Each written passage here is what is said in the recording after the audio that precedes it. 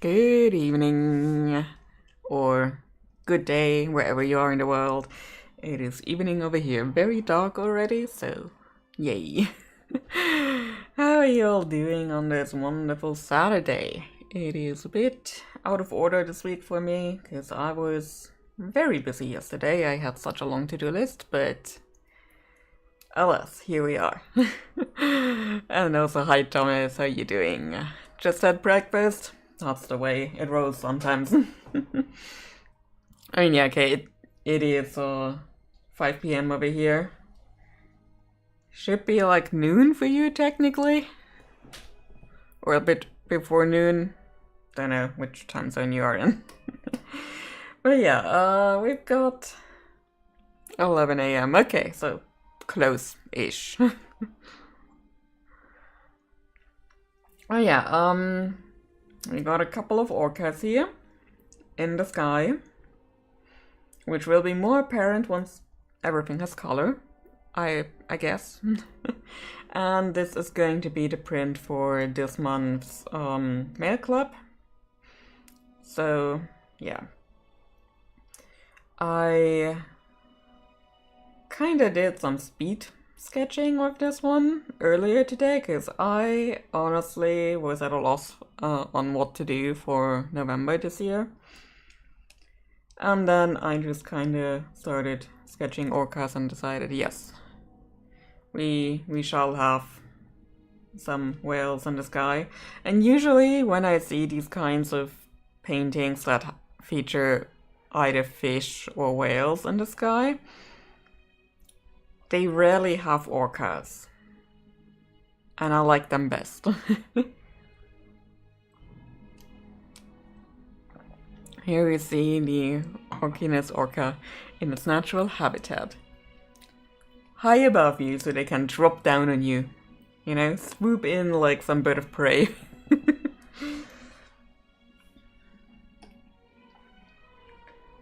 So one thing I have not decided yet, which I probably should, is whether the orcas will have inks or if everything will be painted. I think it would be faster with inks, but I think it would be really cool if it was painted. So yeah, this is me, artist at work. But yeah, things have been really busy this week. So I'm behind on stuff. In part also because I spent way more time writing than I had anticipated, which I'm not necessarily mad about.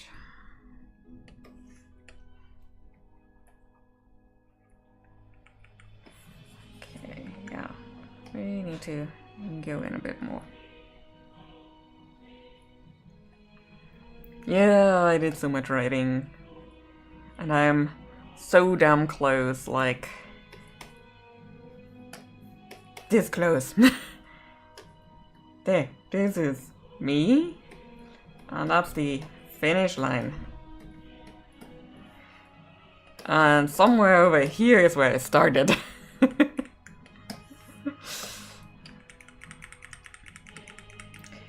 And I don't know, outlining is something that really doesn't come natural to me. I sometimes feel like I'm a little, like I've got a bit more pantser in me than I would like, to be honest. And what I have come up with so far kind of feels like a draft 1. No, not 1.0, but 0.5 or something. You know, like it is halfway there to a first draft. Because I don't know, sometimes I really need to feel myself through the through all the things in order to get somewhere.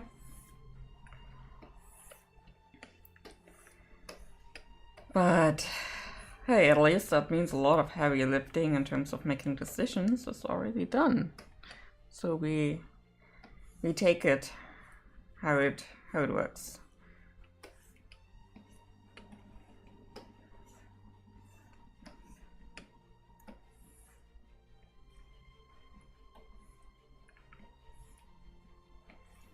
And then I'll have to see how I survive January, to be honest.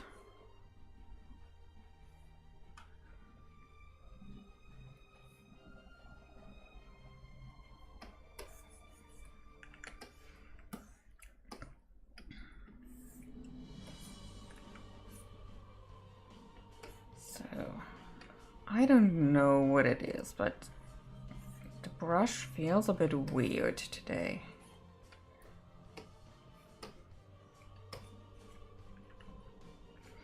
Maybe it's because I've got it pretty high in size? I don't know. Let's just hide it as a layer and see. Again, I've had a tough time getting my editing writing done. I know what I want to do, but I just can't motivate myself to do so. You need to soak it. So yeah, I was kind of in a similar position because I was stuck earlier this week. There was a part where I'm like, I don't know how to proceed here, because a lot of the things that kind of needed to happen felt a little forced. And yeah, it was so weird to get stuck like this. And then I took a shower the other day, or the day after. And I had an idea. What if we change these characters around a little bit and also do unspeakable things to Aira? So, while I was showering, this thing was going through my head at like 100 miles per hour. And I decided, let's do this. And then I needed to redo quite a bit. But hey, I got this part done at least. Now I have like 2 more things that I need to clarify with myself a little bit and write it down, and then I have finally a outline / draft 0.5.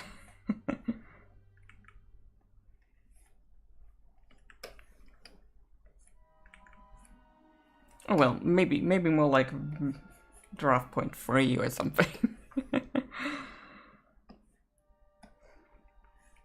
And I kind of feel at this point I probably need somebody to read that thing, get on a voice call with me, have me walk them through everything to make sure everything makes sense before I proceed.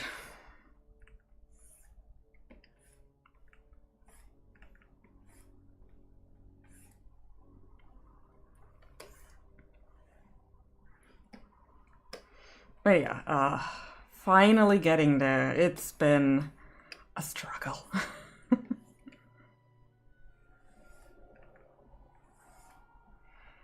And I think part of the struggle is just that specifically Q and Navan are characters who have been around in my mind for so long that I know them in various different iterations, and it kind of makes it harder to get them to behave the way they should at this point in the story. I'm still working through the eclipse ceremonies. I rewrote the daily recitations, those 5 days, so there's that's something at least. But I still need to rewrite the chapters and reorganize the other stuff that goes on. Yeah. Honestly, I am in awe of people who get to do editing in larger parts of the story and pull it off, because oh boy, that is so much work.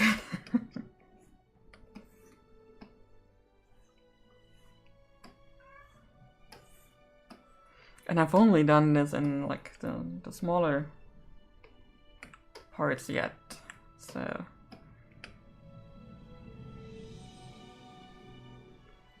okay, I get the feeling. the head here feels a bit short.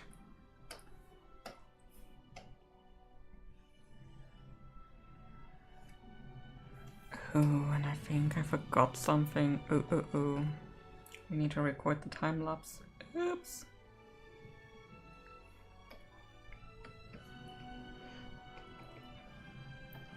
Let me see.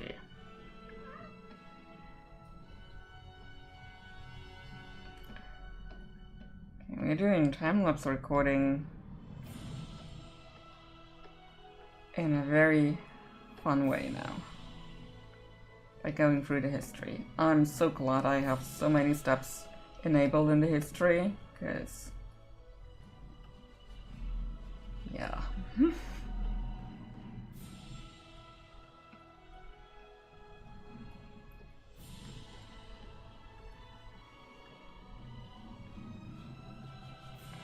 So, I hope that recorded everything.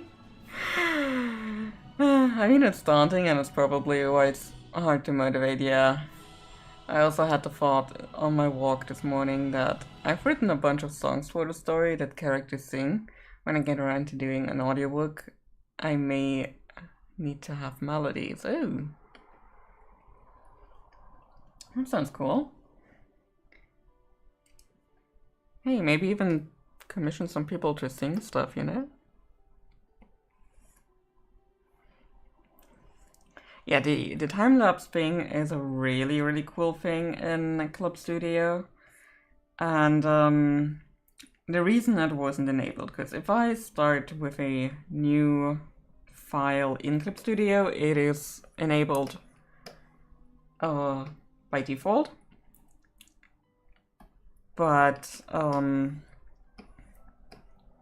I started this sketch while I was on the sofa on my iPad and did the drawing in Art Studio Pro while watching some Stargate and chilling with the cats. And yeah, so when I transferred it over to my computer, it was in a PSD file which does not have native time-lapse recording enabled, and needed to save it as a Clip Studio file anyway, because they are technically a little bit lighter. Oh dear goodness gracious.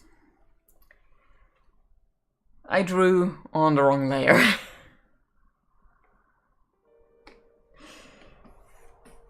But only for this orca.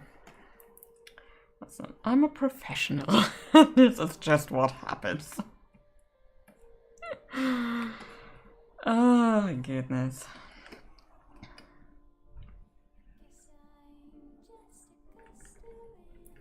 But we can fix this by redoing this. So, what was I talking about? I forgot. I honestly forgot what I was talking about. Oh yeah. I was snuggling with the kitties on the couch while I was drawing this in Art Studio Pro. So I did save it as a Clip Studio file, which is a bit lighter, but if I do that from a file that's originally another file type, I definitely need to enable time-lapse recording manually, and I tend to forget that.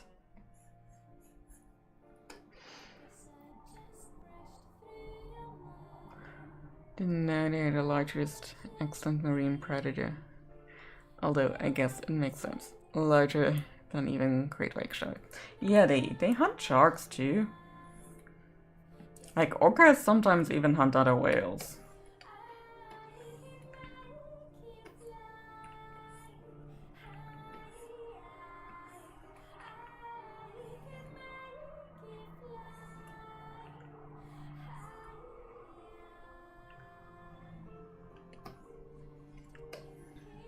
But orcas are also really social creatures.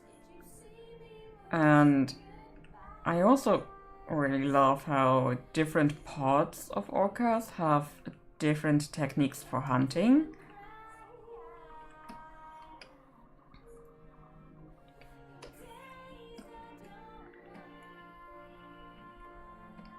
Like they really doing their best in their respective areas and stuff.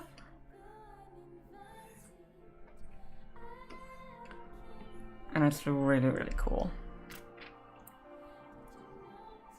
But they're still slightly smaller than the big marine predator invented for the world. That might never actually be mentioned in any of the stories, but you have it.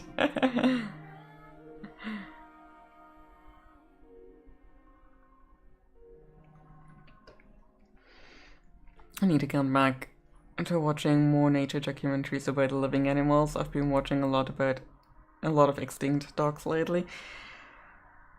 Honestly, I haven't really been watching a whole lot of documentaries recently. The closest I've gotten recently is basically watching the PBS Eons channel.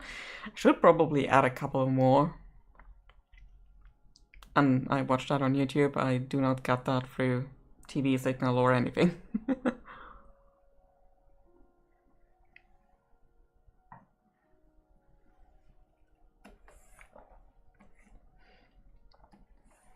For that matter, I don't even have my TV connected to any kind of TV signal, because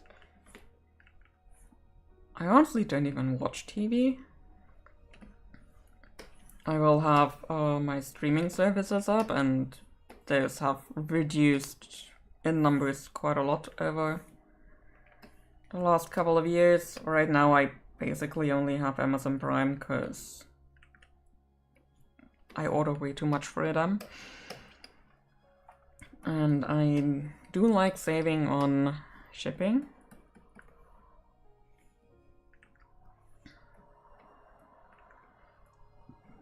And sometimes that means I also watch shows on Prime.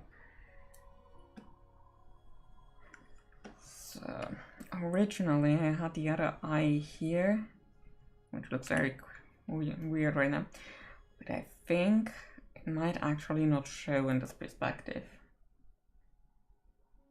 And then we'll just have the marking come up like this or something.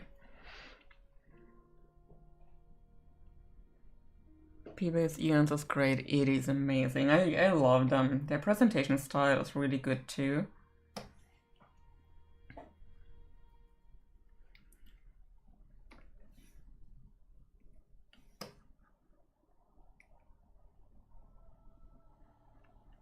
So there will be another orca back there and two more down here. But I think those will definitely be painted in. Because they're so far away, there's little detail we can probably get away with a blob and shade it.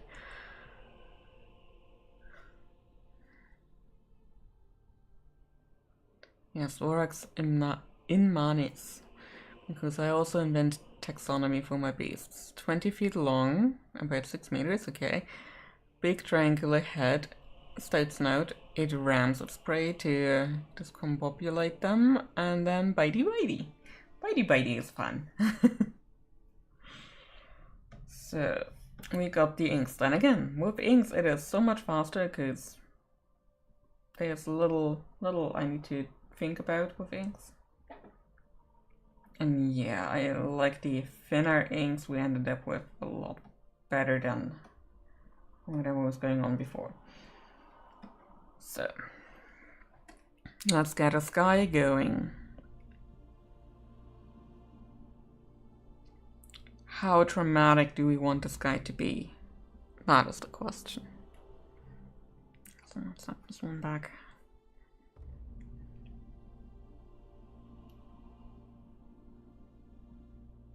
Honestly, the stickers are kind of dramatic sunset colors, so let's keep it that way.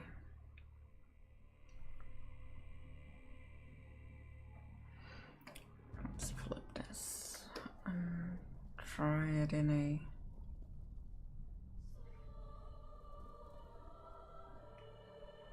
Or circular.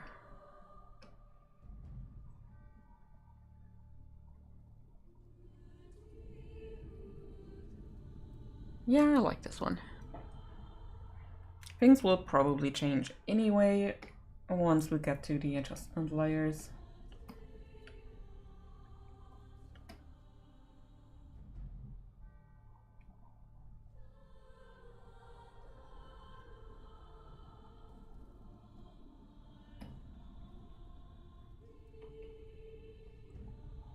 Ah, okay. I was wondering what that piece of line was up there. Well, it was from the wrong layer, wrong layer. I know I say this every time I join the streams, but that's always reminding me that I need to at least attempt to draw some of my critics. I mean, there are a couple of really good books to get one started. Let me get them out of my shelf real quick so I don't say the wrong ones.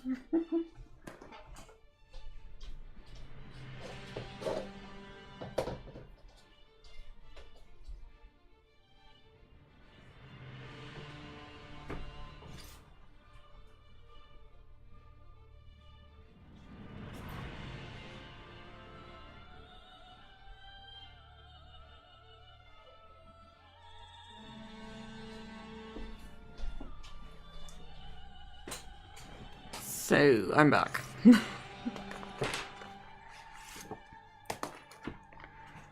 So, let's see. Which ones were the ones? So they are basically just books for living animals. And... okay, now the other one was... I think a bit more beginner-friendly. Okay. Ken Hultgren's The Art of Animal Drawing, Construction, Action Analysis, and Caricature. Let me put the ISBN in chat.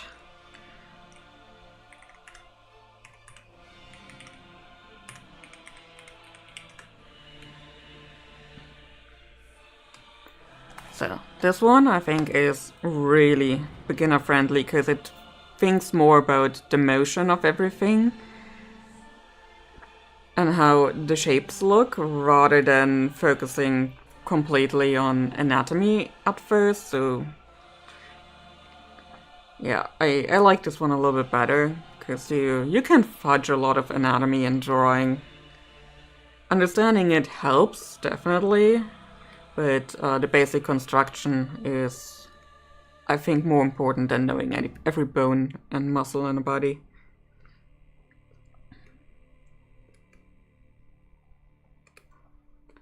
So yeah, that one I really like. The other one, How to Draw Animals by Jack Ham, with 2M,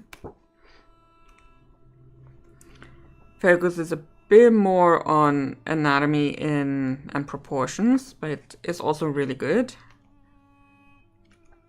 And also a bit on drawing techniques and stuff, and has also more variety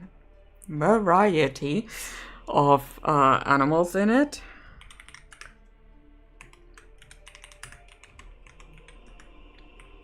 And that's the ISBN for that one.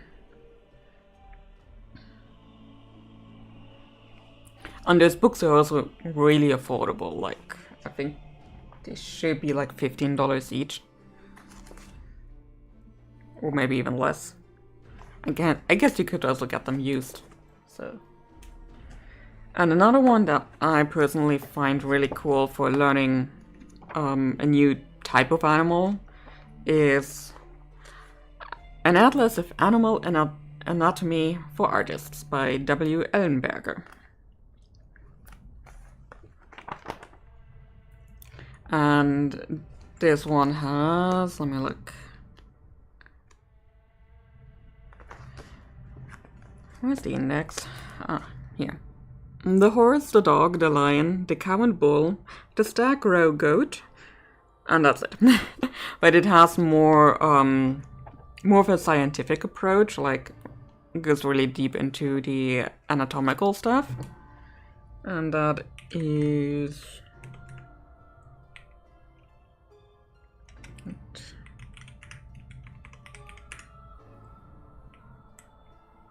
this ISBN.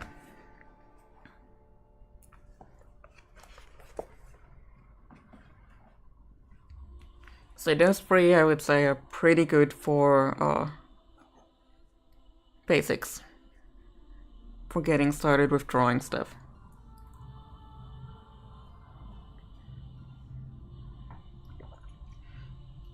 And also, all of these books are on the older side. Like, they get new editions pretty regularly because they're really popular, but they also on the older side in terms of like everything in there is basically drawn with pencil or charcoal. So you don't even need any kind of fancy stuff to get started with those.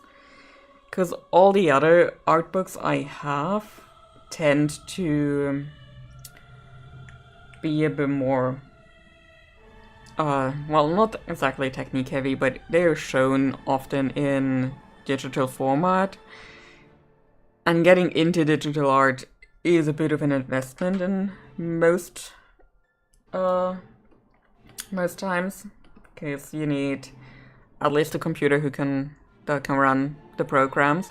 There are free programs and there are cheap tablets, but frankly, some of them are lacking.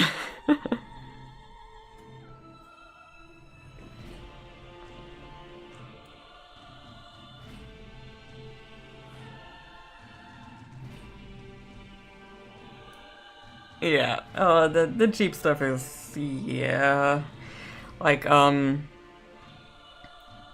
for drawing tablets, I would, suggest looking to either whoa, yeah, I need to be in chat to type, to either Huion or, XP Pen.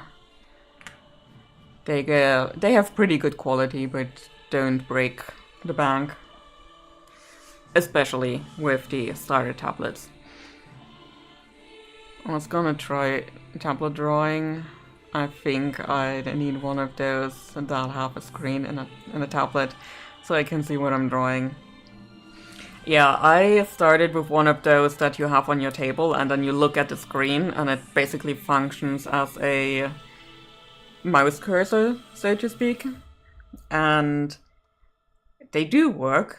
They can do basically everything that a screen tablet can do as well, but the hand-eye coordination is very different from really seeing what you're drawing with your hand in your vision. It takes a bit more getting used to, for sure.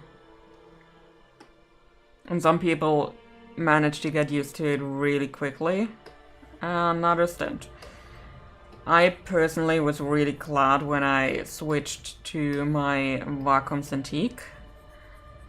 It was quite the investment at the time. It was like 1.6k euros at the time for a 22-inch screen. So it is large.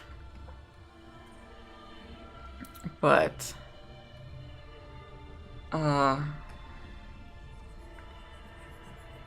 yeah, I was glad to have made the investment, and this tablet is turning 10 years this month, so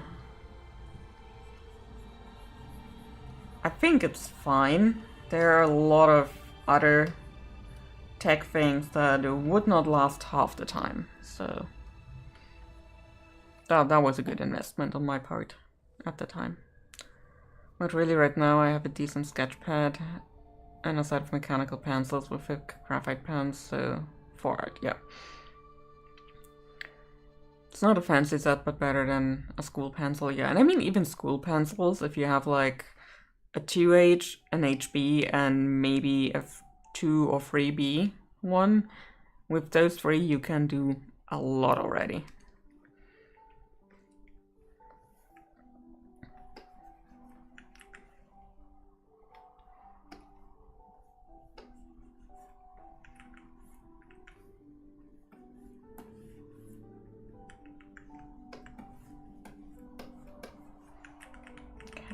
This is not helping with the shape I want.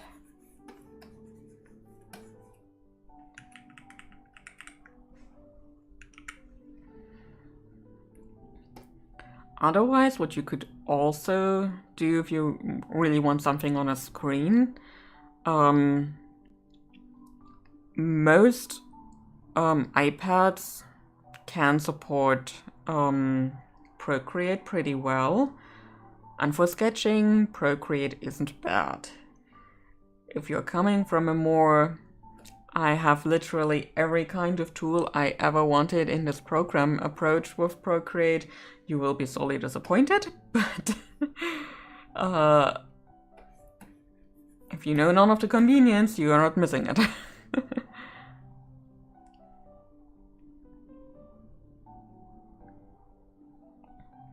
Yeah, but yeah, again, just doing pencil stuff can also work really well. And after that, putting on a very light wash of watercolor or something, and it doesn't even have to be like painting grade watercolor. It doesn't even have to be student grade at that point. Just for a light wash to kind of show, hey, it's this color, it has this kind of form, shape. That should be enough.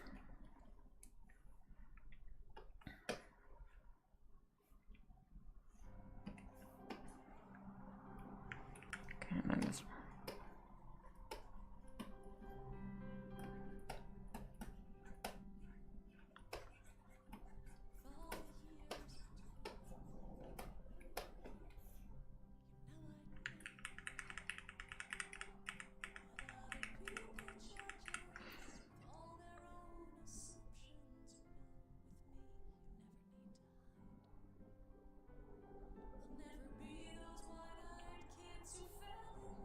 And then can be good enough to give to commissioned artists to be like, it's like this, make it actually pretty. Yeah, that is also something.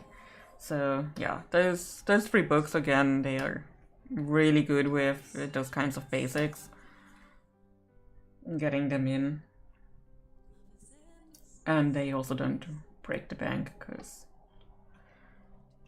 yeah, they're pretty old at this point. I'm 99% sure that they are kind of sold at printing price. Or close to it at least.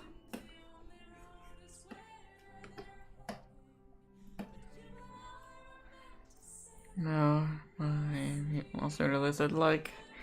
So I need to lay down exactly what their skulls faces look like, so I can describe it well and keep it consistent, yeah.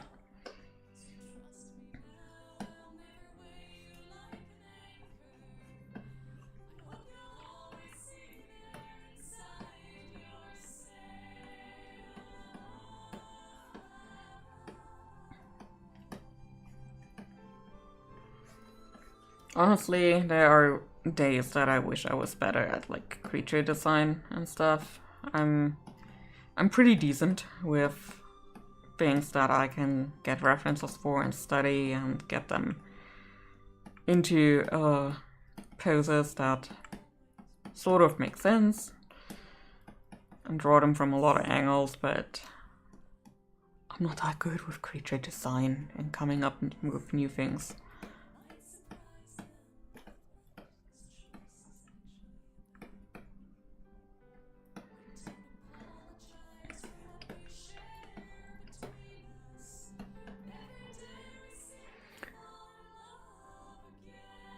Oh my god, how exactly a person with scales in their face can still smile, wrinkle their foreheads, and raise their eyebrows.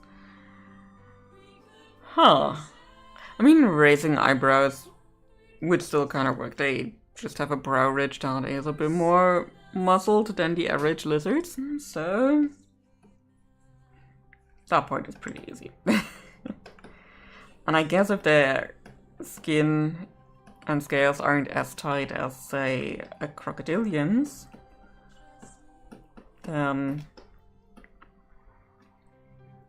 should still work. If they have the appropriate muscles on their face.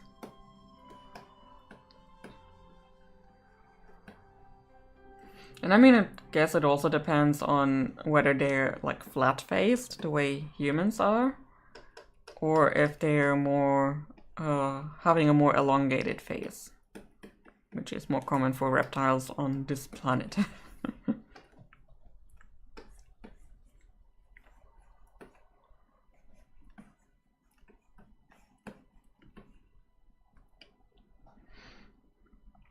I mean, lizard-like is the easiest short way to describe it. It's a different planet. They're not actually lizards, so I can invent whatever, yeah. I love coming up with beasties. Of course, a lot of them are just remixes of Earth animals. I just like to play with them, yeah. I noticed.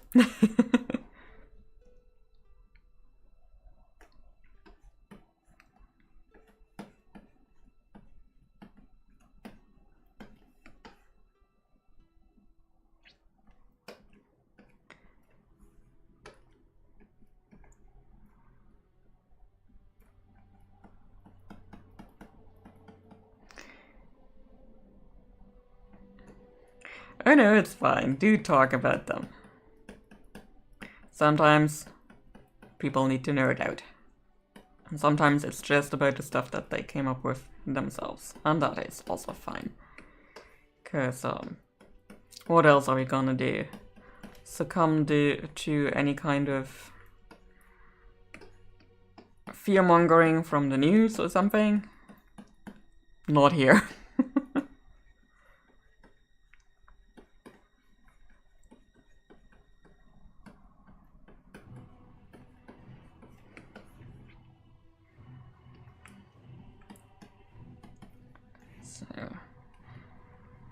Something I do need to figure out for January, though, is how am I going to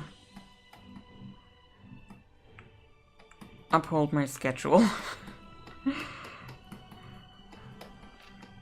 Because I will be swamped at work.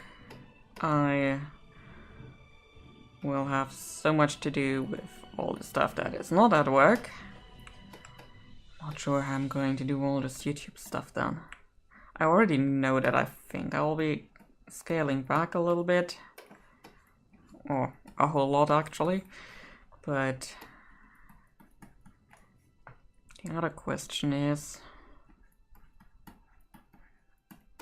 will I continue to stream in January? I've been thinking about maybe switching over to game streams for January.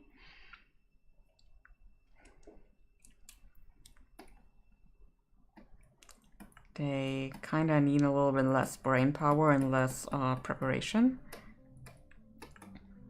I'm not sure which games to stream.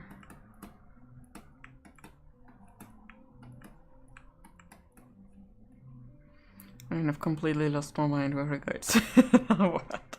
I even have elements of my biology that I can trace back to a mass extinction event that happened a few 100 million years ago. I mean, if it works for you, don't let people steal your thunder for that.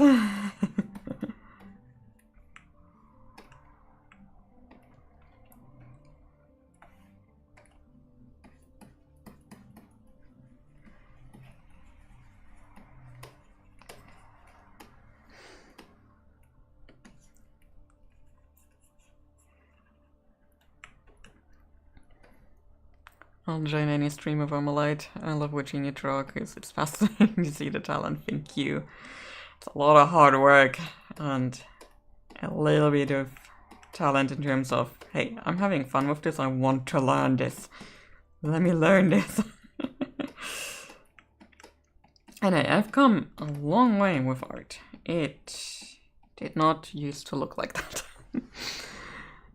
And also just hanging out with friends, yeah, that is like 90% of what I enjoy most about streaming, just having other people around and kind of being together in a way, because frankly, I do not really have local friends. I don't know, I tended to move a lot and think that maybe I have finally settled down, but I have a hard time getting to meet new people. Specifically, local people. So I tend to not go to any kind of event with some such. So Discord has made it very easy to still have friends and not having to leave the house. And if I'm overwhelmed by something or anything, I can just say, okay, I'm going to step away from the keyboard real quick. And nobody will judge me for that.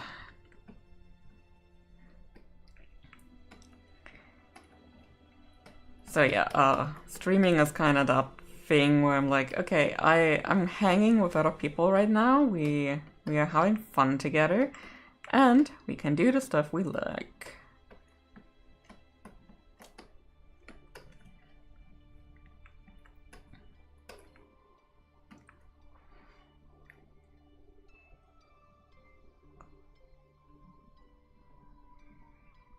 And thank you.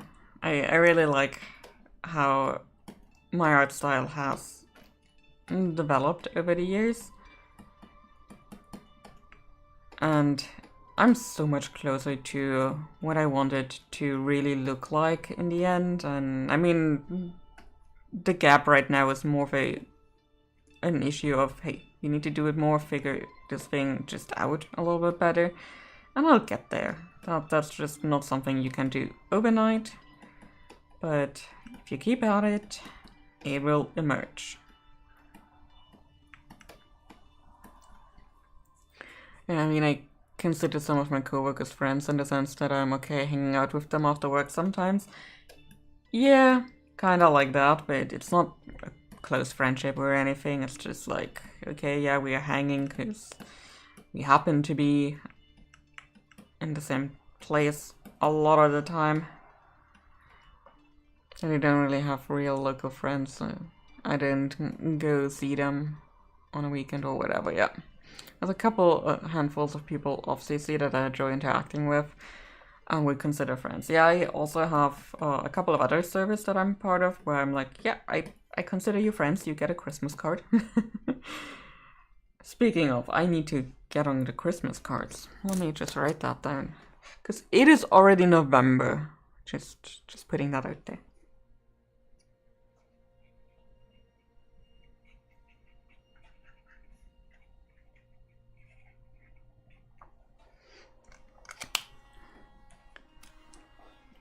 It is so terrifying.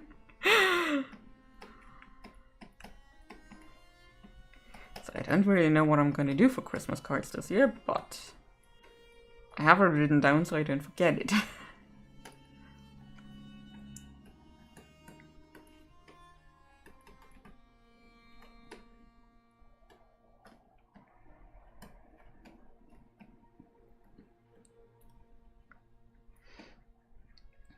But yeah, January will be interesting with streams. This year in January, I basically only did game streams, and that might be something I'm gonna try again. Could also maybe do like productivity streams or something. Not sure yet. And then just, you know, work on whatever, be that chores or something. Because on the other hand, I do stream so regularly that if I don't do it in January, I might have a problem with the algorithm. Because the algorithm likes stuff to be regular and predictable.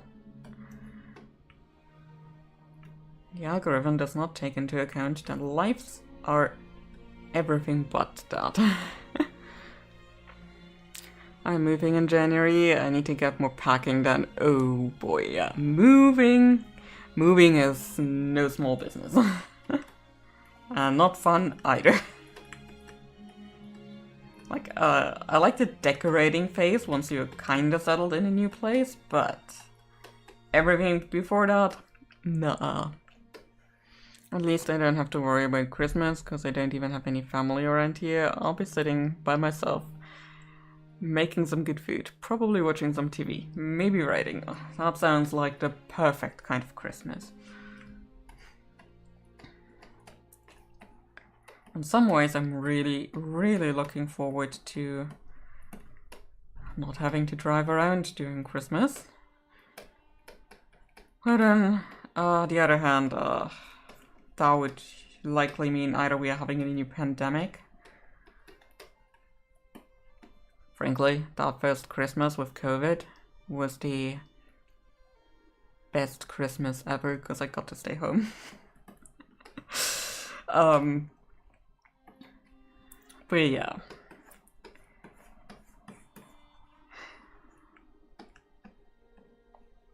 Also don't really want people to leave this world on the account of me not having to drive around during 3 days a year or something.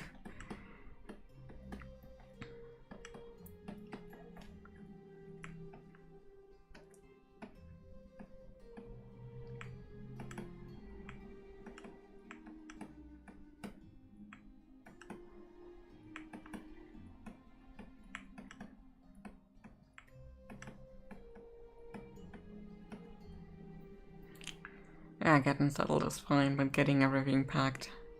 Not packing things that are trash, not forgetting anything, and cleaning the place I move out of. Yeah.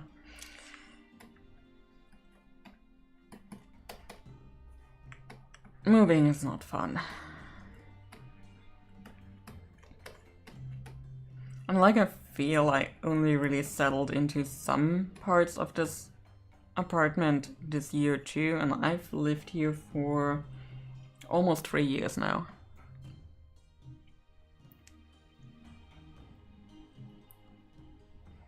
And 3 art books are $10, $14, and $15 respectively. Yeah, again, they're really cheap. Because they've been around for a long time. Even if you were to get them used or something, and even cheaper, it's like they're out there. And they're doing a lot of the heavy lifting with people who want to learn drawing creatures and stuff.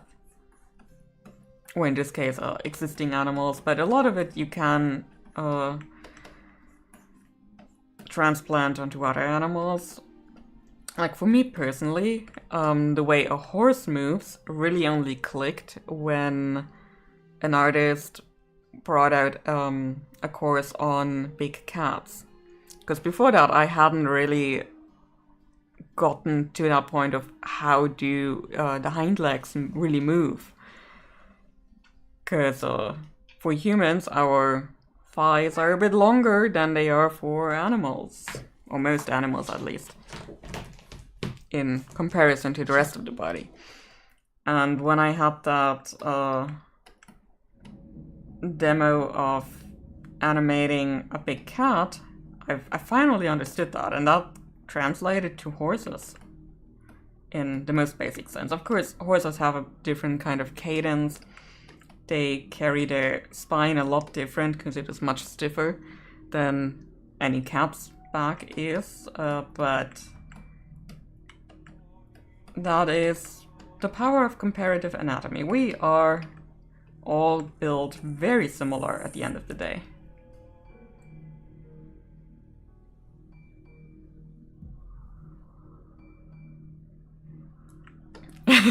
Yeah, they're very weird looking cats, but again, that was the point where it really made click for me with how these animals actually really move. And other people have other moments where it really starts to make sense for them. And again, yeah, it was odd because big cats, they move very different to basically any kind of well, prey animals. Sounds a bit weird, but yeah, basically prey animal. Yep.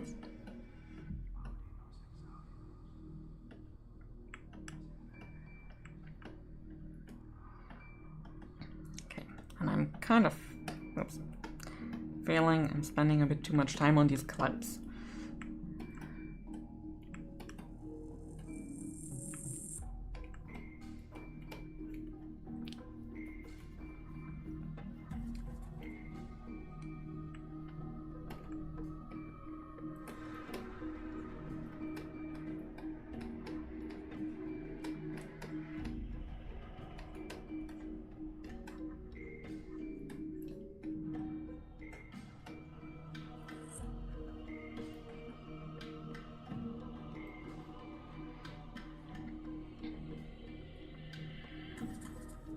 Thank you, Prototetrapod, yeah. Yeah, comparative anatomy is a really, really fun thing to look up. I have an entire folder on Pinterest that is just about that, which also Pinterest now has filters where you can filter out a lot of AI. They kind of want to filter all of AI, but they can't really catch everything. But Pinterest is usable again.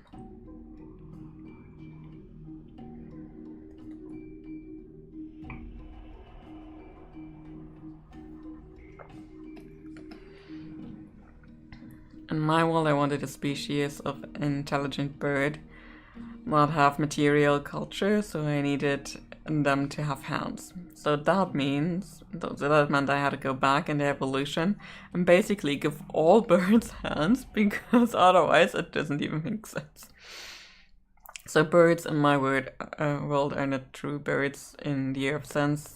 They are not class aves, but they are class Avioida. I never used Pinterest, but it seems like I should. I like Pinterest very much. Let me pull up my Pinterest boards. I like it a lot for reference gathering, for drawing.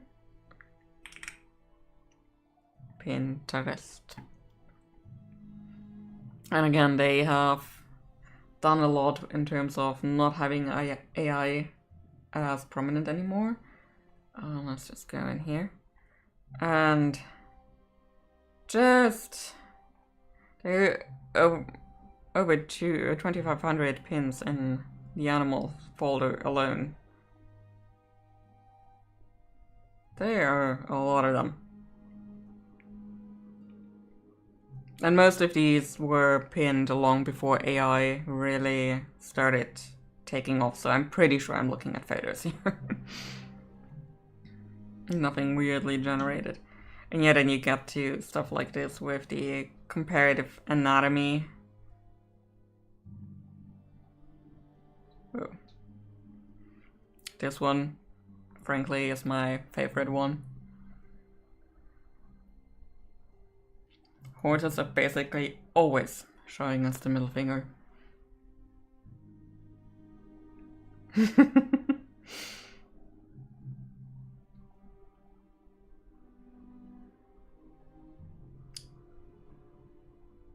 So yeah, really, really love that for reference gathering. Also patterns for horse coats and stuff. I have so much stuff on here. And Pinterest is always giving me more down here. But yeah, let me see. Oh, down here down here is a little cog for the settings, and in those settings, I think, was it here? Yeah, data safety and security and stuff. No, we do not want to allow Gen AI to get any kind of stuff from us, and somewhere around here.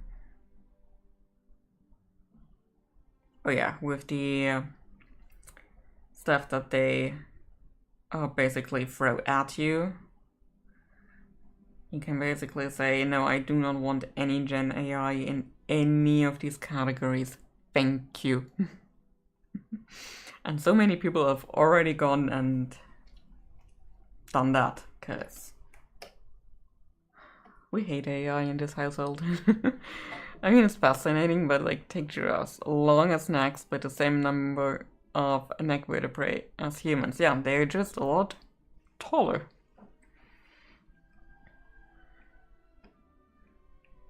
And at the end of the day, a mouse, for example, the bones are the same as for humans. They're just morphed a little bit different, and a mouse moves a little bit different. But it has the same building blocks.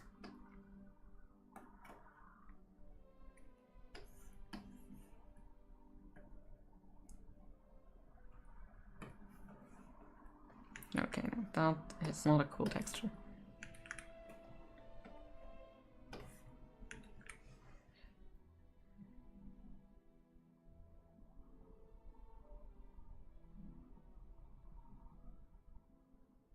Yeah, I think they can be good for Gen AI, just not in the way it's used now. Definitely not in the way it's used now. Because right now, I would say 99% of stuff that is made with Gen AI is a joke.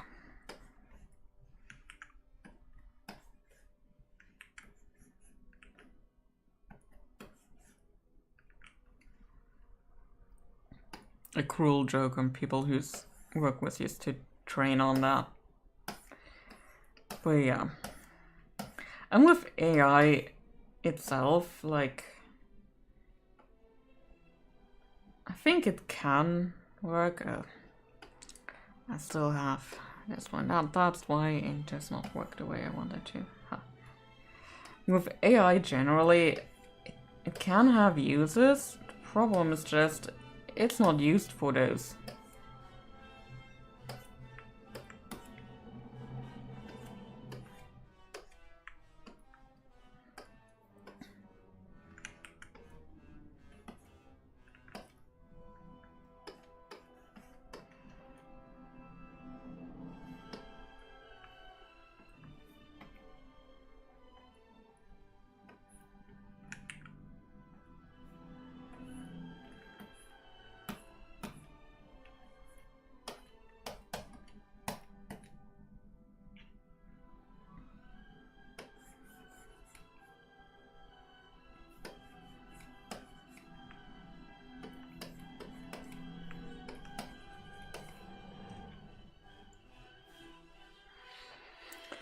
I never use Spotify, but I've been seeing outcries from musician communities because part of the contract now, if your music is on Spotify, you allow them to use it to train their AI of it.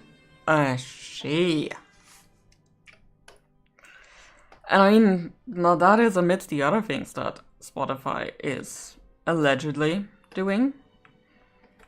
Because, the way compensation on Spotify works is that everything that's put into the Spotify pot in a month, so all the subscriptions people pay and all the advertising money that comes in, is then distributed around 40 artists in terms of their views, listens and stuff. And so they don't have a pretty good going rate for what one listen to their song would be worth, so to speak. And things just aren't very transparent for a lot of artists, specifically the smaller artists. And now that there is more and more AI music on the platform, all of that money does not go to actual artists.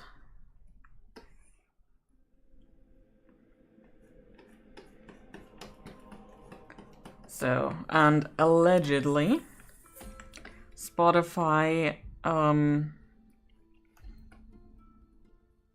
through maybe some kind of other companies and stuff, are putting AI music on the platforms themselves, so they don't have to pay out all of that money. Again, this is just alleged. I don't think there's any proof for it yet. But I would not put it past them.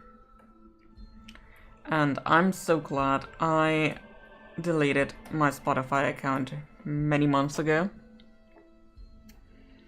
I went back to just outright buying music. And more often than not, that actually gives the artists a lot more money than they would ever see through Spotify, so...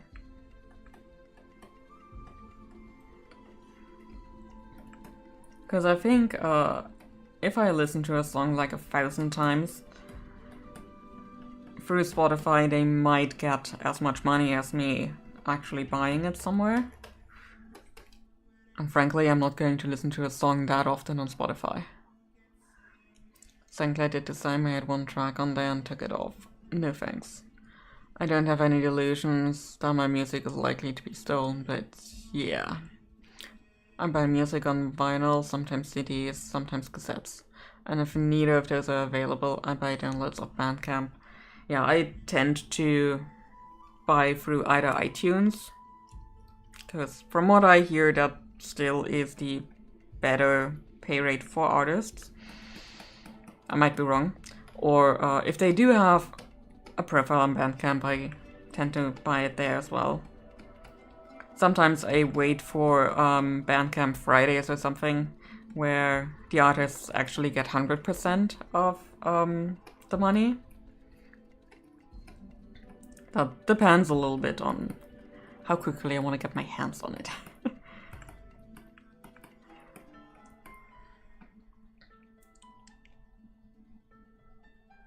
Yeah, if the artist is on Bandcamp, I try to get the music there.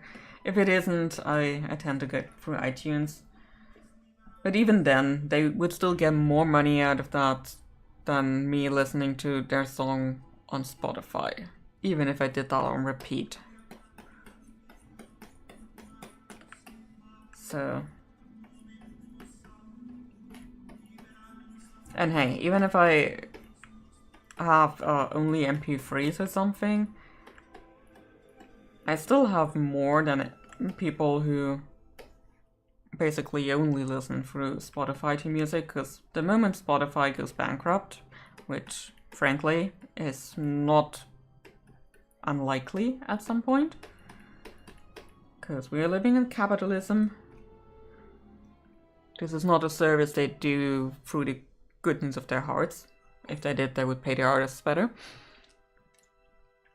But yeah, I do not think that this will be around forever, and at that point you will lose all of those playlists you've curated, and frankly, I do not have that problem. All of this is backed up through a cloud that I have enabled through Backplace. And yeah, my MP3 collection is 21,000 files. That is a lot. I do not know quite the extent of my collection, but I imagine I'm at maybe 6,000 or something. I would have to check. Which actually reminds me, I bought 3 records of Bandcamp. Also get the digital downloads. One of them only just released, so the records are gonna be mailed soon. New vinyl, yay! See, I never really got the appeal with vinyl. I'm probably too young, because we did have a player for that, and my mom still had some old ones from her childhood. And sometimes we would listen to them, specifically the Sandman ones. But for me, it was more like recording songs from the radio onto cassette. And then later CDs were just really there. And I mean, CDs were basically around since just before okay, they were around before that, but for me personally, like a year or two before I got into school. So yeah, CDs are kind of more like my stuff. I do have a few songs that aren't 100% legal. I ripped them off YouTube, but in most cases I end up buying the record eventually anyway. Same.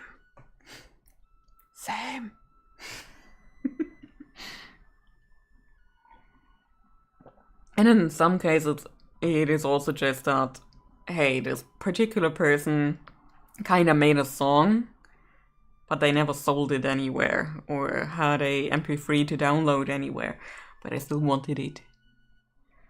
So, yeah. And yes, Thomas, I'm calling you old right now. Vinyl obviously isn't very practical. I just love the feel of it, the tactileness, and yes, I also grew up with it. Yeah, I mean, there are a lot of people who like it, and frankly, there's a lot of cool stuff you can do with vinyl.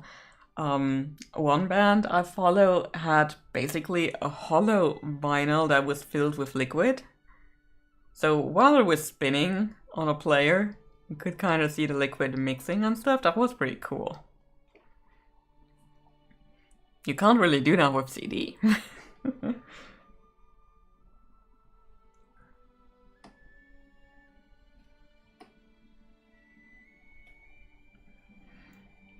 Some of it is some older music where you can't buy it new anymore.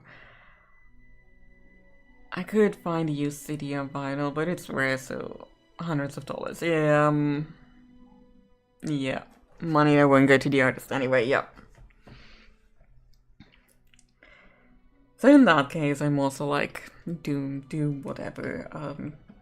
But specifically with new releases and stuff, I'm like, let's just buy it.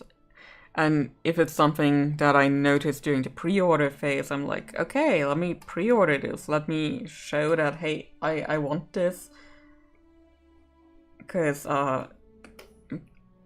there is little you can do otherwise to show that, hey, yes, you want this stuff. You want this in the world.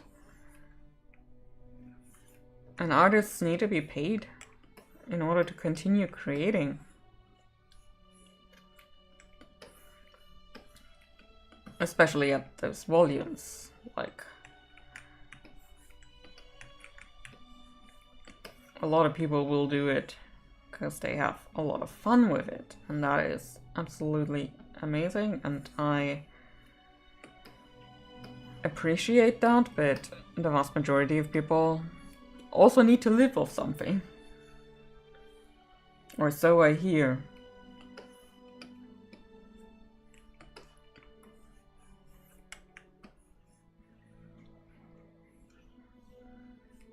So if I want more of something, I need to pay for the stuff that's already there.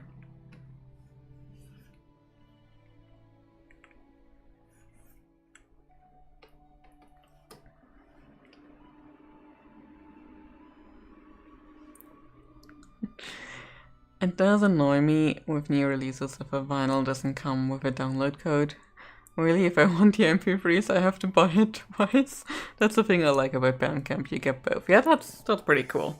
I honestly haven't ever bought anything physical from Bandcamp. I usually just get the MP3s anyway. So, yeah. That's pretty cool though. My thing is mostly just that I don't really have a lot of ways to still play CDs. My car doesn't have a CD player. I actually got a Discman last year because my mom has an used bookshop online, and she gets most of the stuff she sells through people who basically either they divorce, somebody dies or something, and all of this stuff just needs to go somewhere. So I'm kind of like quality testing the audiobooks she gets on CD. Like, is the CD still intact? Is it jumping at points? And I do that through that Discman. It does have an inbuilt speaker, which does not sound good, but you know, for an audiobook it does the job. I wouldn't really want to play music on it though. Because even my phone speaker has better quality than that.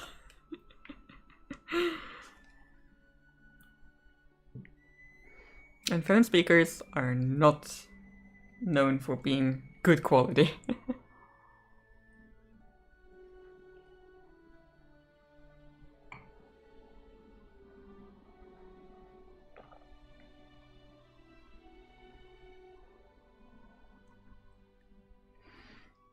Yeah, it's a British drum and bass artist I like. You can buy his entire discography of 86 songs for 25 cents or more.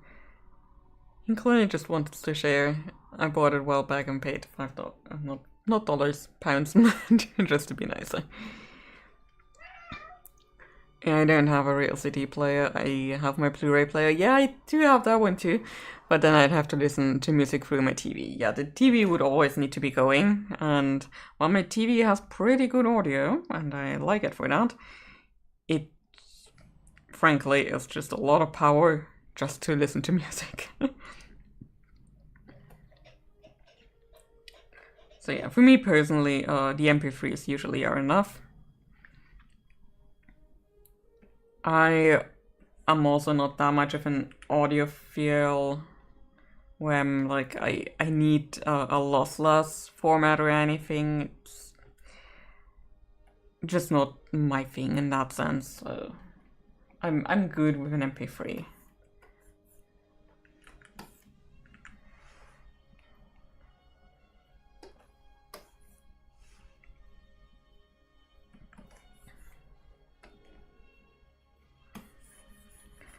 But I'm paying for them again, and not just listen to it on Spotify and the like.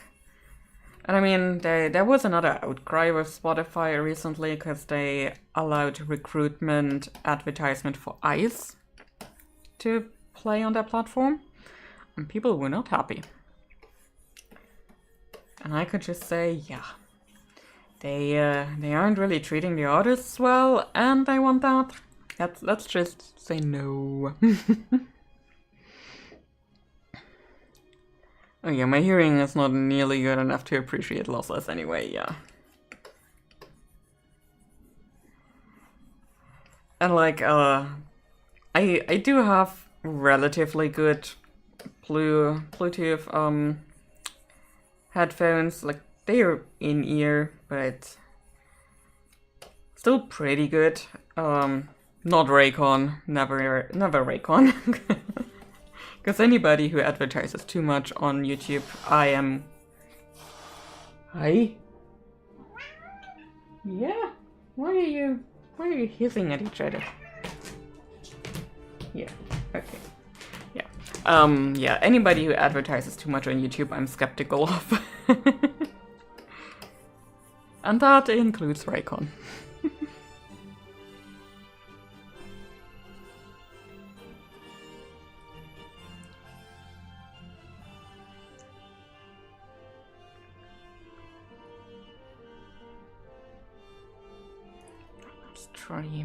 I'm looking for more texture stuff I can throw at this. I really want a vintage home stereo, old Technic stuff. But they're so expensive.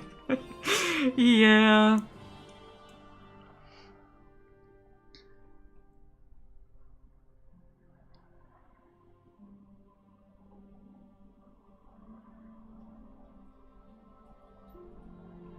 Pretty sure I have more texture stuff. Did I get rid of all the texture stuff?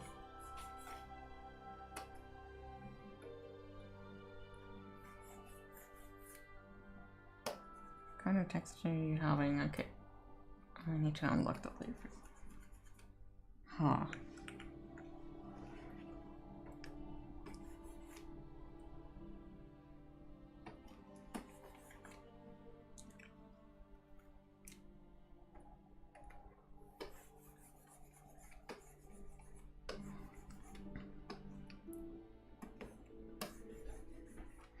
I think we'll do this a little bit differently after all. Coming in my odd witch.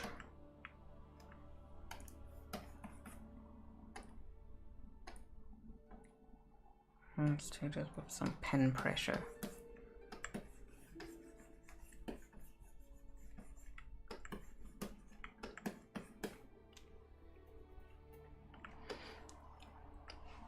Some weird beast tail. I love how ugly it is. I mean, it just means it has character, you know?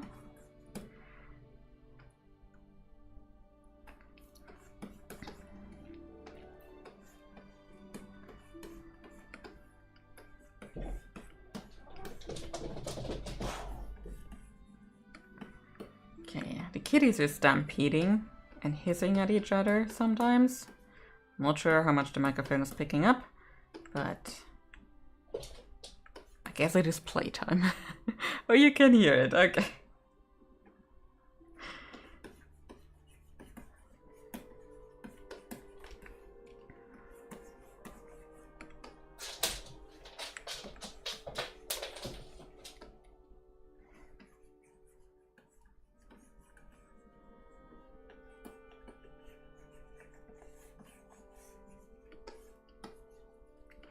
Yeah, my guess is there was a strange kitty outside, and I currently still have the balcony door open because they wanted to go out and survey their kingdom after they had eaten.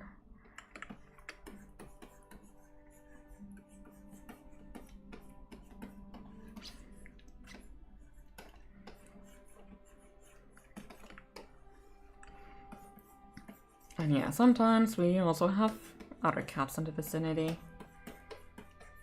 And those are dangerous and need to be hissed at, just to make sure they know they are not welcome here. I mean, personally, I would adopt them. Hey, sweetie. But I'm pretty sure neither Arno nor Elisa would be happy with me adopting more cats at the moment. Frankly, it would also get a bit crowded in here. I have like 60 square meters in this flat, and I mean that is a lot for one person, but not a lot for one person and more than 2 cats.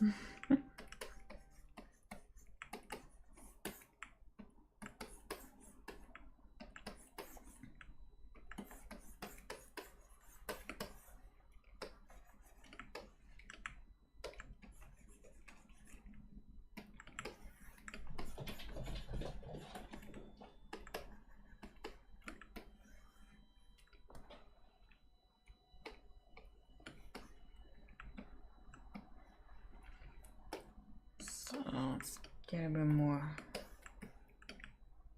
harsh edges in here.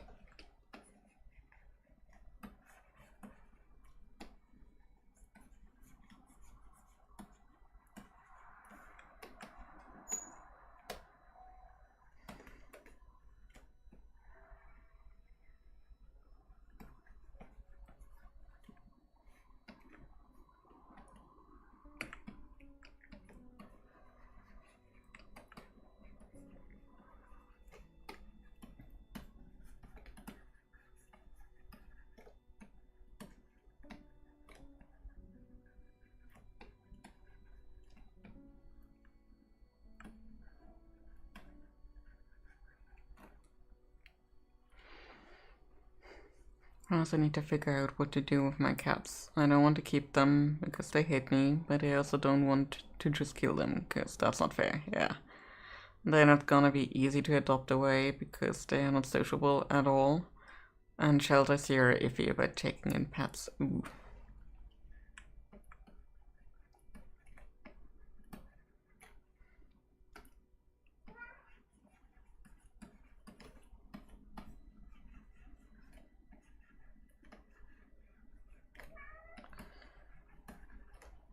Yeah, that's gonna be something too. Finding a home for cats or general animals you can't take with you when you're moving.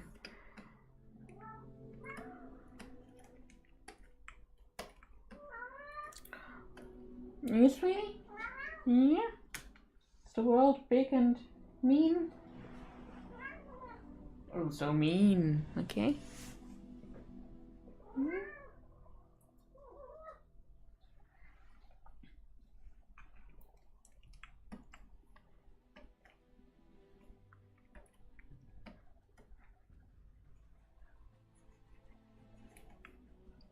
Arno often has like a very whiny meow. And I don't know why. Maybe he'll learn that because that means I'm paying attention. I may have inadvertently trained him like that, or he trained me like that. That might also be a possibility. And sometimes he's really like Mommy, mommy, the world is unfair.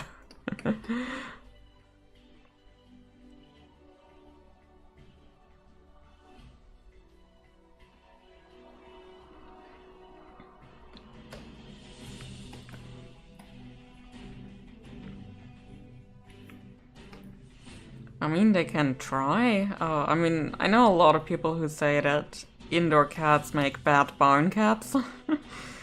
But every rule has exceptions, so...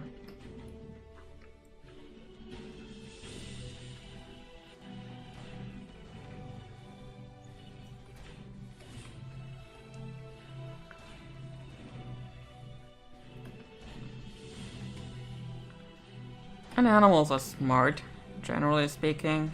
Well, most animals are smart. They can adapt to a lot of things.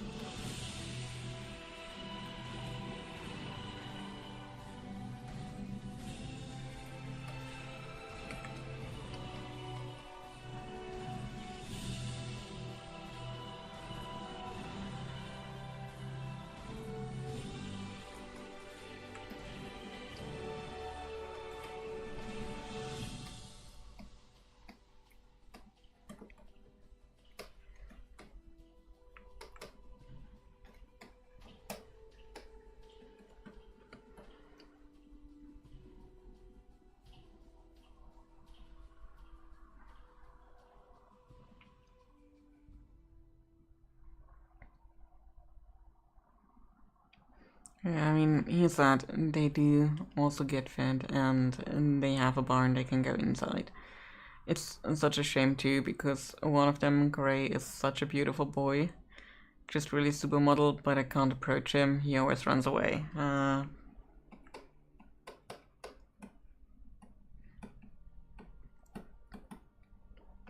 In fact, I'm not entirely sure how I'm gonna catch them to move them, regardless how I move them. I guess I need to get some traps. What you could also do is just systematically closing doors. And then have them like in one room at the end of the day. And then maybe catch them with a second person there. That might work better.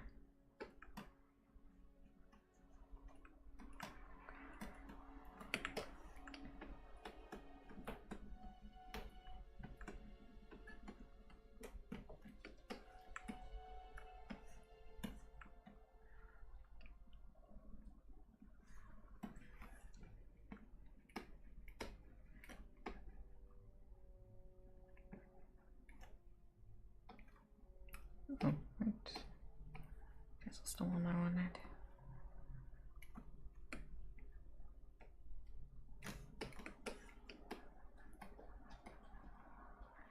Just breaking some shapes here.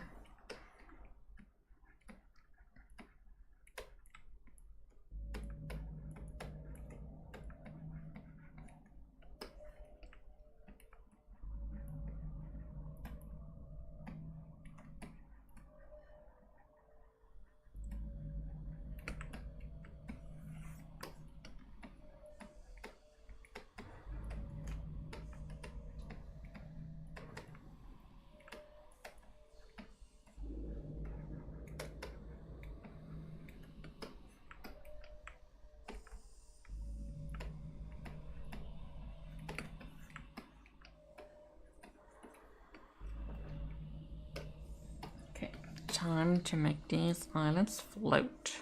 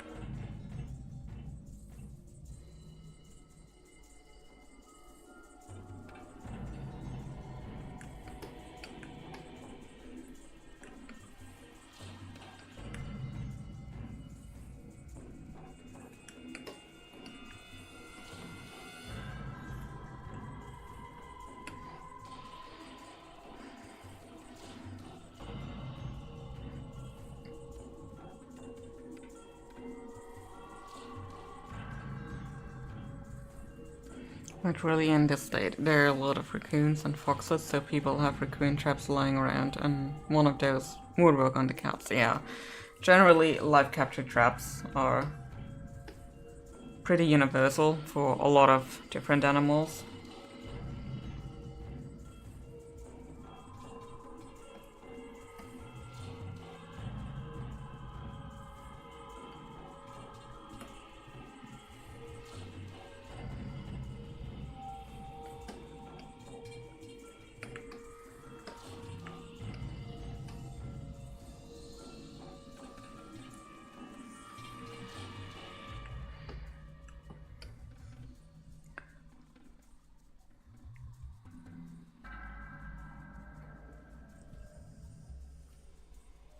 Wouldn't even be surprised if my ex-in-laws have some traps lying around. Yeah, that might also be a possibility. Frankly, would your ex-in-laws take on the cats? Is that a possibility?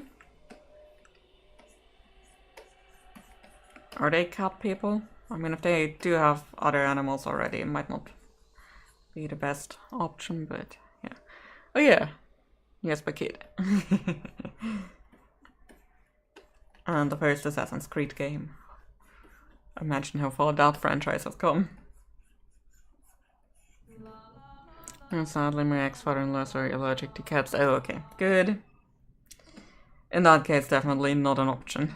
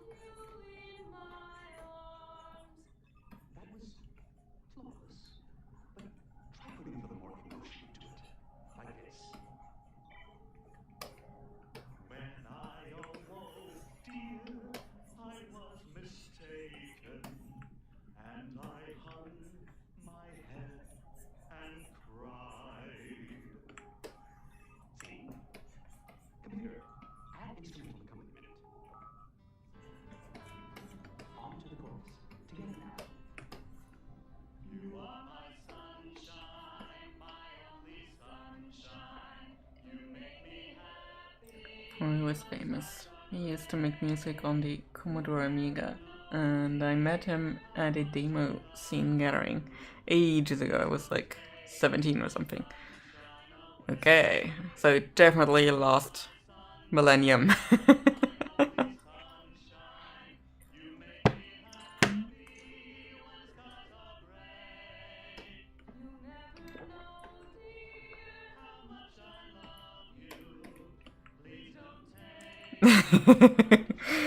(1992 and 93). See, 93 was a good year.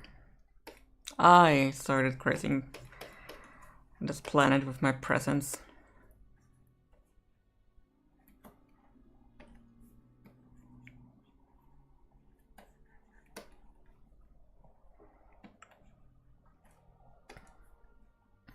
So yeah, I am also last millennium. But God, time flies, man.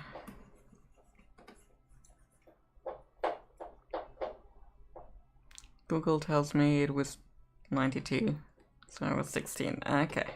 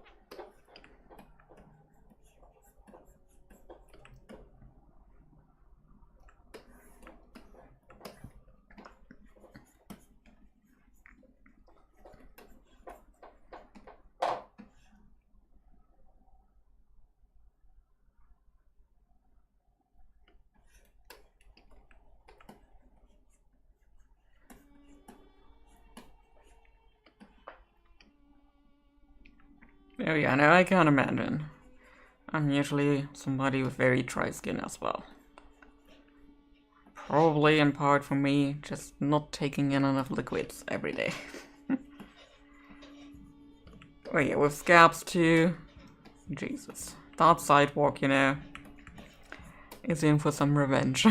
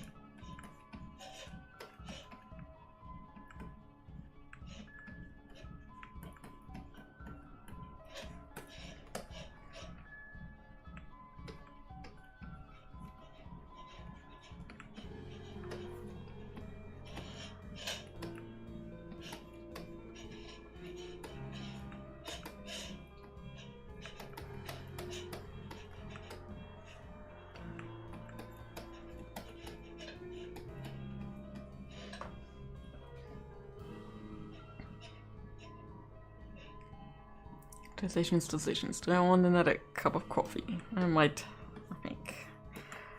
Well, it is still very early afternoon for you, so I don't think a coffee should be too big an issue.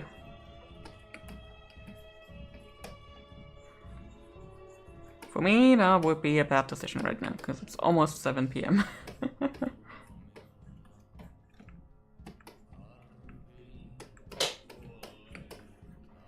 Also, if you hear weird scraping noises, that is Arno trying to fish the last stuff out of the empty cat food can. I tend to let the cat food cans lie around a little bit longer so they can do something with that, and so the stuff is dry before I throw it away and it smears other stuff, you know. I know my mom and stepdad will drink coffee at 9 p.m. If my mom doesn't get her nice coffee, she can't sleep. Might be some ADHD there. Because caffeine apparently works a bit different on a lot of ADHD people.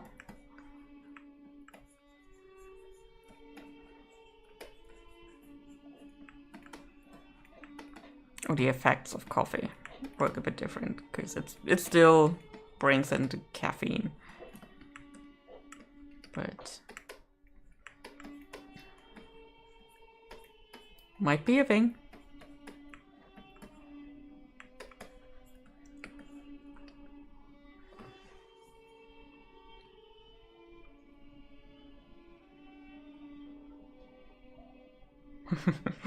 I mean, we can't let the kibble escape.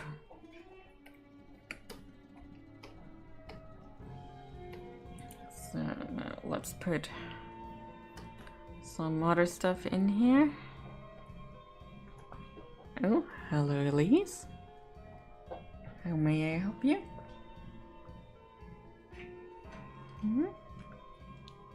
Yeah, please do not step on the keyboard. That would be very nice. Thank you.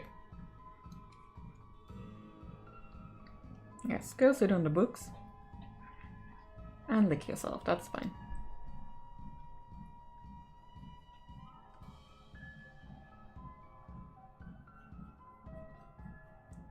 and she's getting scratches.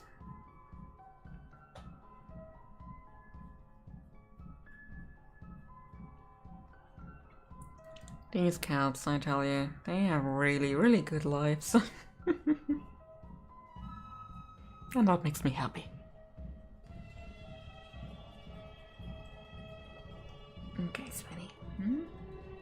Can I continue drawing there? Will that be fine? No. Nope. She demands more scratches.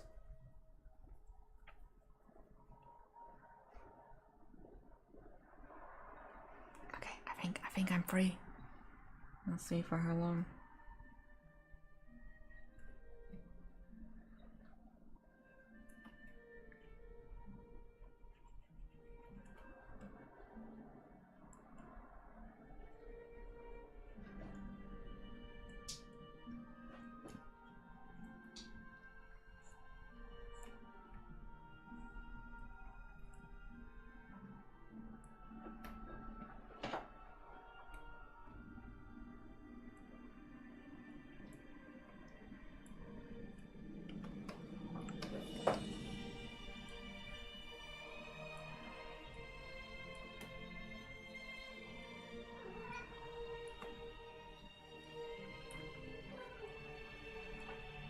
Nice on it. Yes, you're a good boy. A good boy who doesn't want scratches.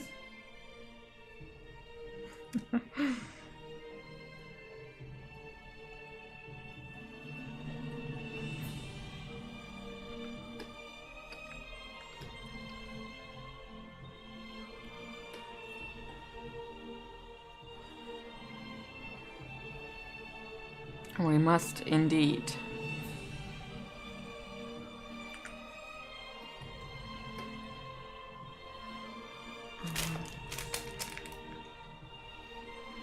Alright, sweetie.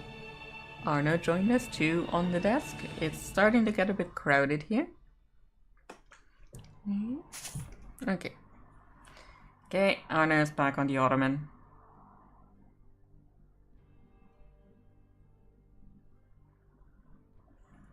There we go.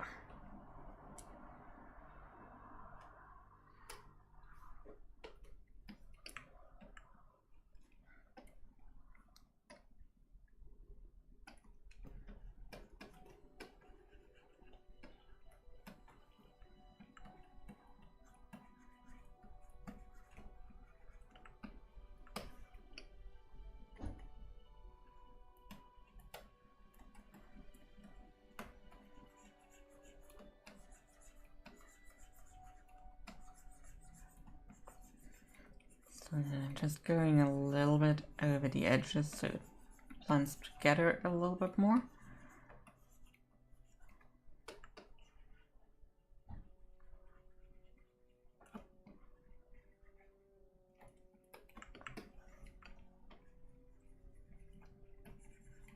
It doesn't need to be too detailed.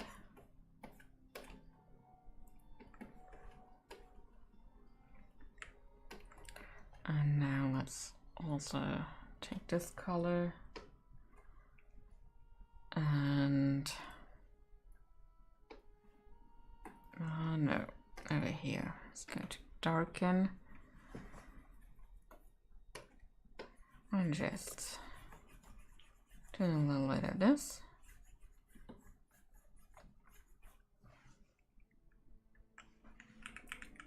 Okay, maybe that was a bit much.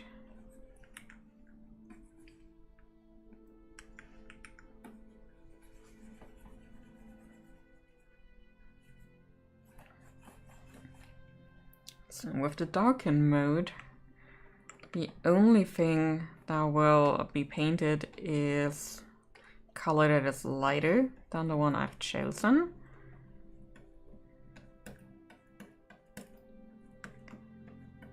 Anything that is the same value or darker will basically be ignored while I'm painting over that. It's a pretty nice mode when you know what to do with it.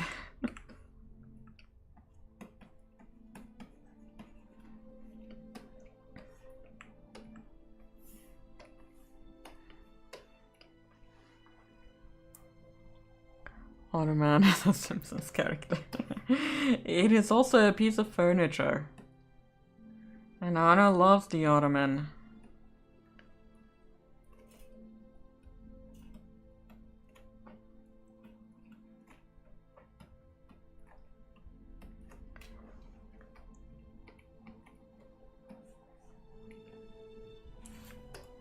So let's get some of the purple from this guy to the other side, so it looks a bit more 3D.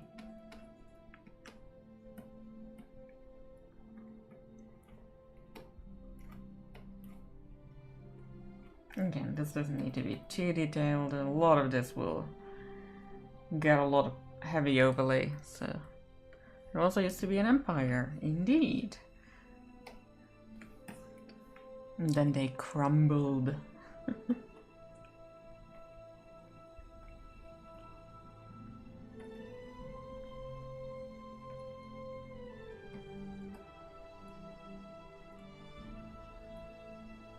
Oh, that's why.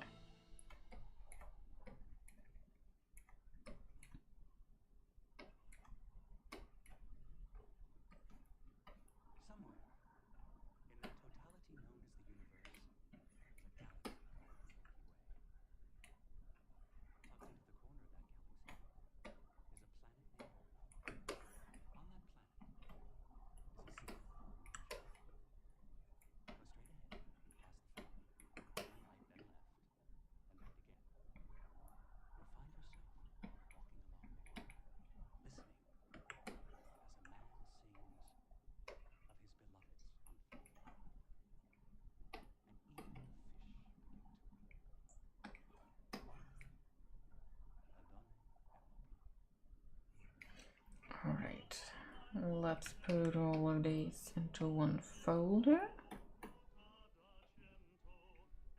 And let's get some overlay. Hello. Hello, Elise. Now you in the colors? Not just the scratches? Are you done licking yourself? Yes? Okay. Okay. Alright, I shall endeavor to continue with only one arm, because Elise has claimed the other. Yeah, let me get the microphone a bit closer.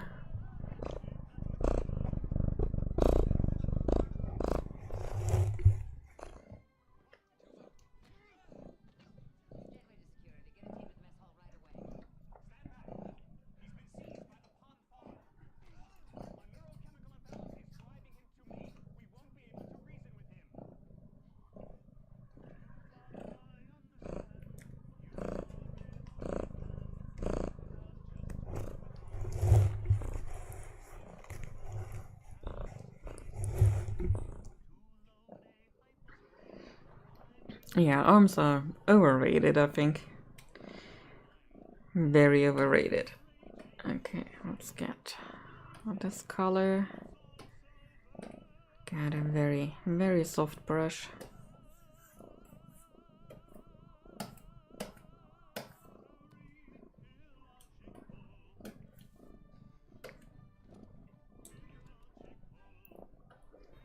Now let's get a darker purple. This lady.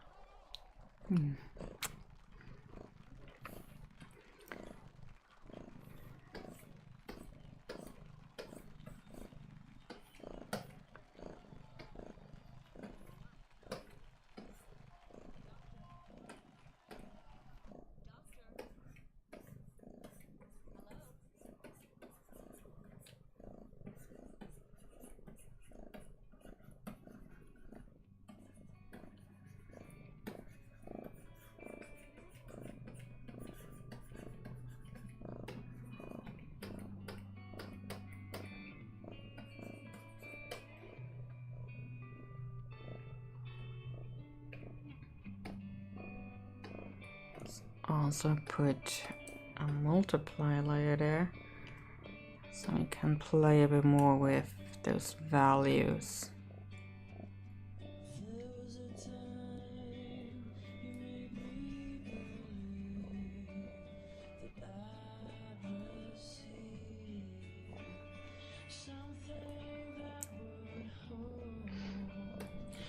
My old boy Tiger, who died before I moved to the US, would sit on my arm while I was on my computer.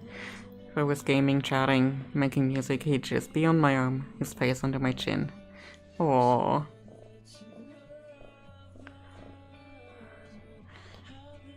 Hey Gigs, how you doing? Orcas in a koi pond? No, orcas in the sky. With some floating islands, cause why not?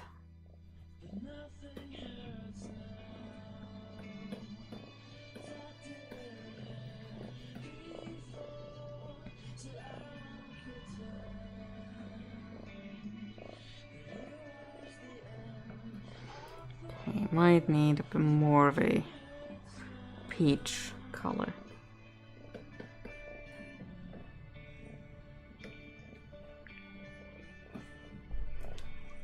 Yes, sweetie. Oof.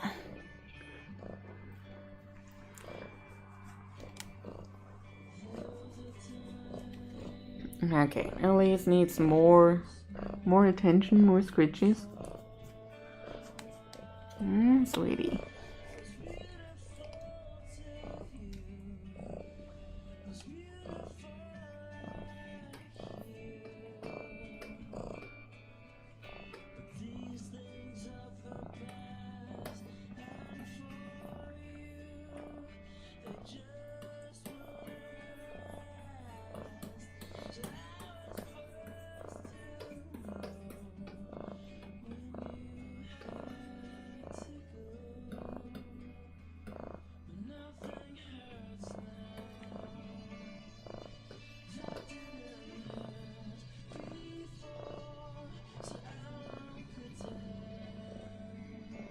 So, sweetie, I need to put you down on my lap. Will I be forgiven? Because I need my other hand. I'm so sorry, sweetie girl.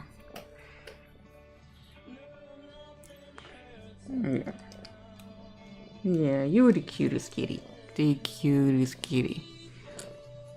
Troll never was quite that kind. He didn't like being picked up, he loved pets, so he'd come up next to me if I watched TV. He loved horror movies. To each their own.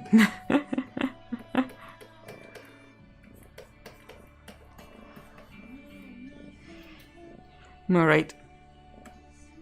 And yeah, I'm doing pretty well too. It's been a busy week, and I feel I say that a lot about my weeks. Whether that is a good thing or not, remains to be seen.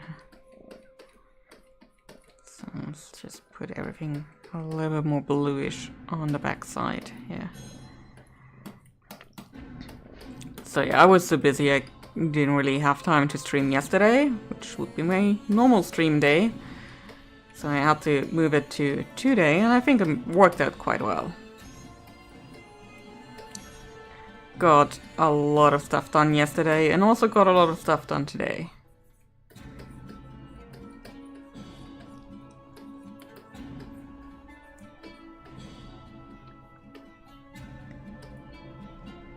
Let's go back to the overlays. Maybe put a bit more blue in there.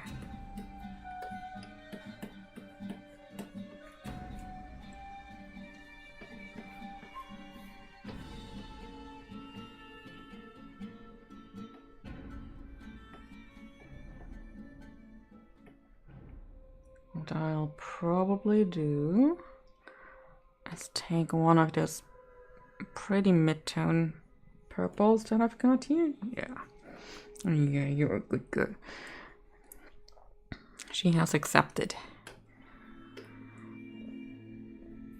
that I need the arm, which is very gracious of her. And I'll probably do a soft light or overlay layer at the end, just to unify the colors a bit more. Just thought I'd missed it, but good to hear you're getting stuff done. Yeah, I just decided, you know, I'm not going to stress about streaming yesterday, and that was a good decision.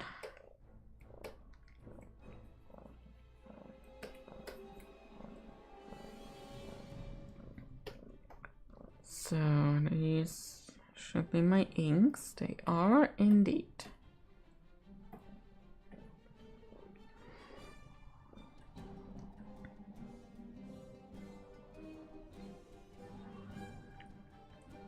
So we're not making these orcas black. Oh. Throw to other layers, please. Just to the reference layer, thank you.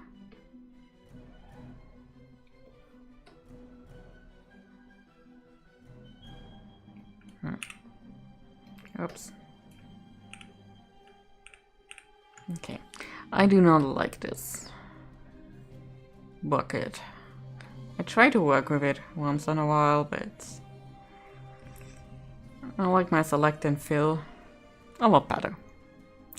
Scorecast, indeed.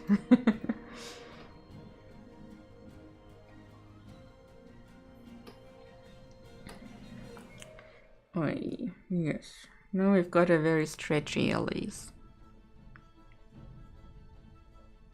Do you like being here? I would have never guessed, my sweet girl.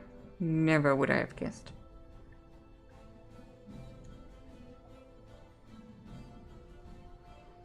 God, to be a cat.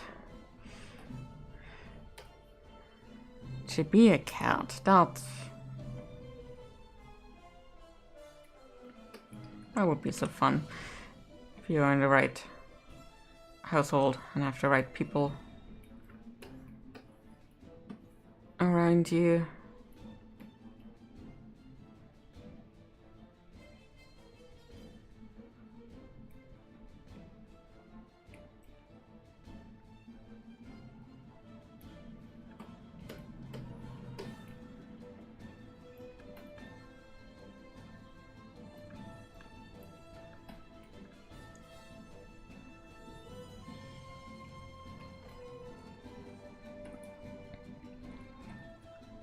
To other layers, and now we can use the fill tool.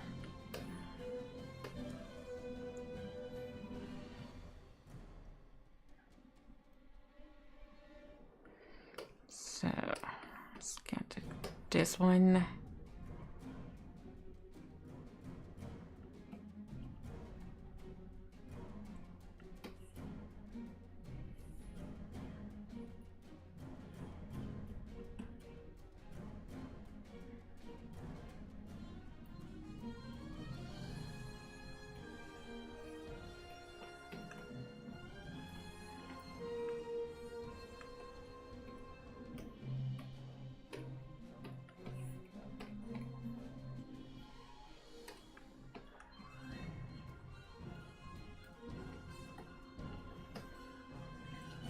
Oh, look, they now look like orcas.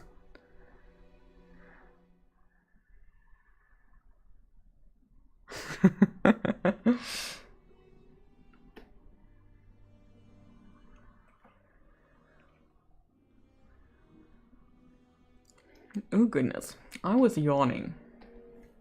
It is just 7 p.m. and I feel ready for bed. But then what did I do today? I watered the plants. That was the easy thing. I folded the laundry that I had hung to dry yesterday. Then I hung the next load of laundry, which is still hanging and drying. Took out the trash, vacuumed the flat. Oops. Made 5 YouTube shorts. And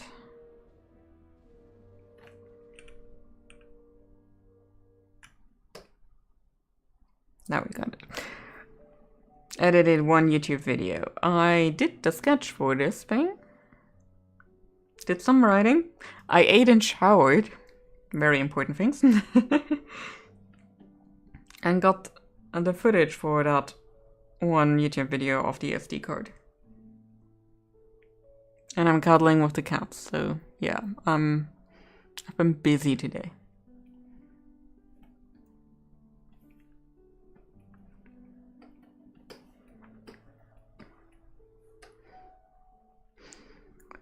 Sky Orcas taxonomic binomial Ocinus saltatonnubium orca dancing in the clouds. That's nice. I'm sure they appreciate that.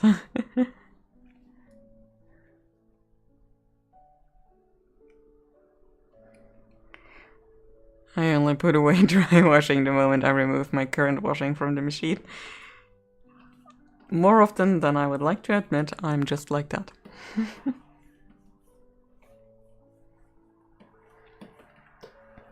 I'm trying to be better about it, but you know, sometimes it just won't happen the way we want it to.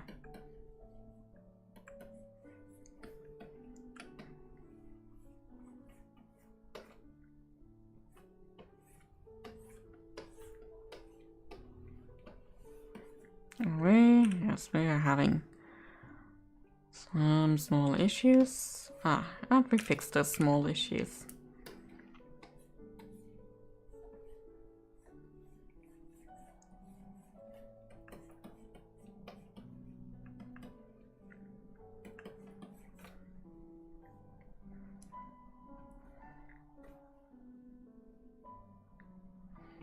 Now let's get this one a minimal value, and let's do it more like this. Let's see if that works.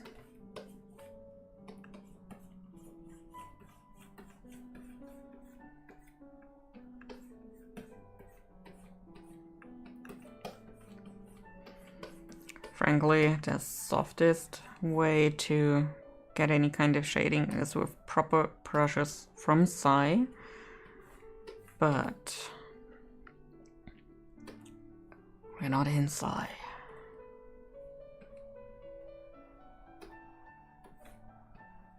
And the brushes I have here, they're not the best approximation. But I also don't want to take this painting now and put it over to Sai.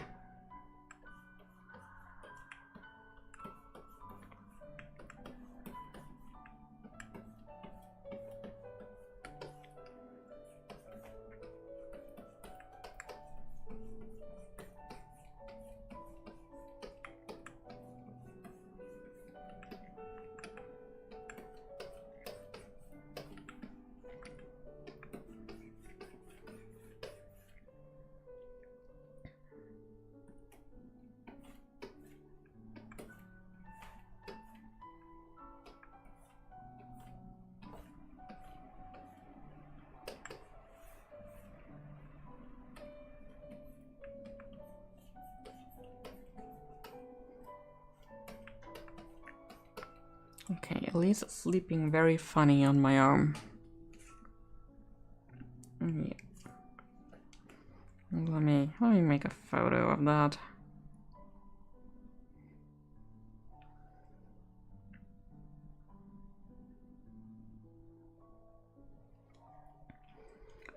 And let me load that so you can see it.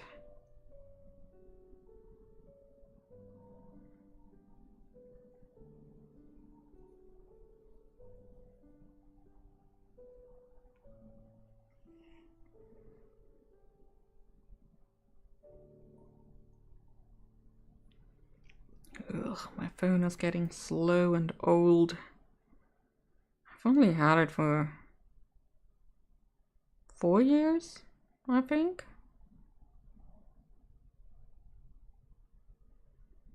I definitely bought it after the pandemic started.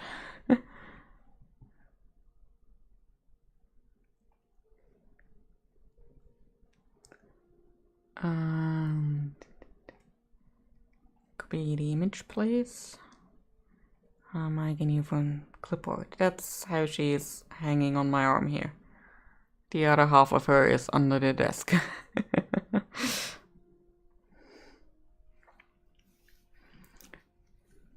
Comes from Latin, large-bellied pot. Rude. Rude indeed. They do not have large bellies. They just have heavy bones.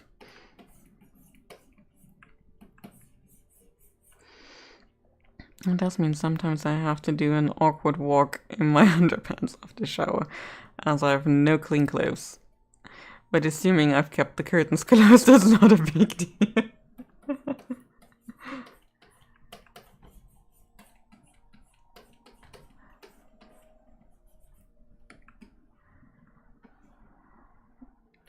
Alright, have the good gnomes.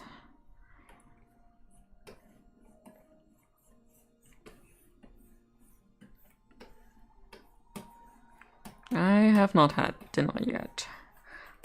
I do have my shake though. It's standing right there, just wants to be eaten. But for one, I would need a free hand for that. And I have not yet achieved a mutant status where I would have an extra hand. And boy would it come in handy. Pun intended.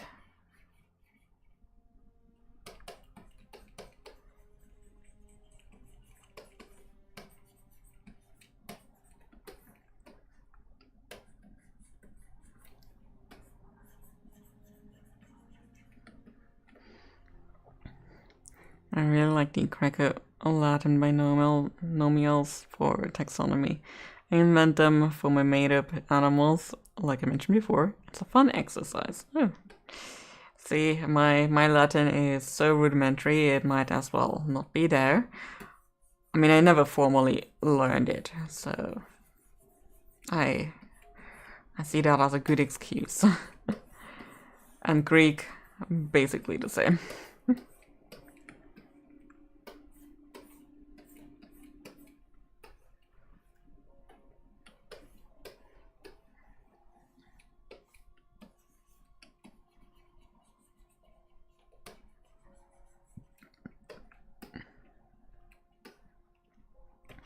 True, true. Google Translate is a good friend. We cherish them. Even if they are sometimes not quite right. So, let's see. I do have...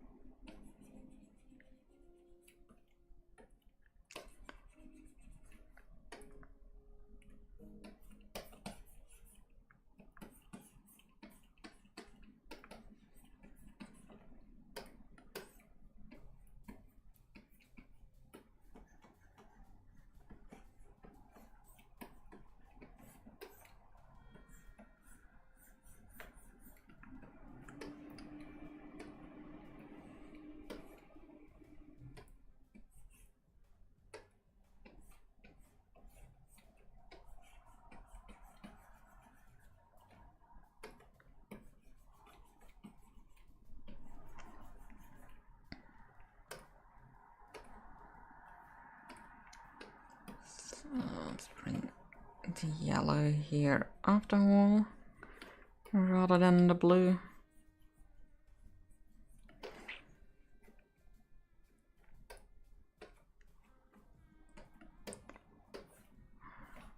Smooth this up out quite a bit.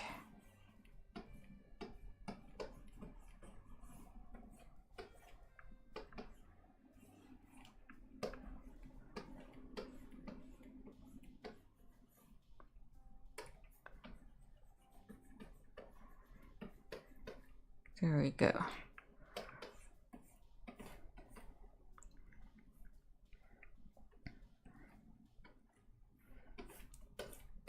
Let's just darken that core shadow a little bit.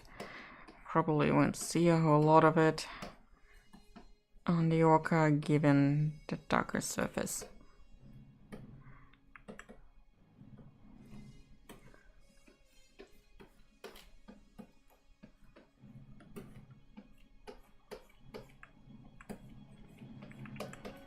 You know what?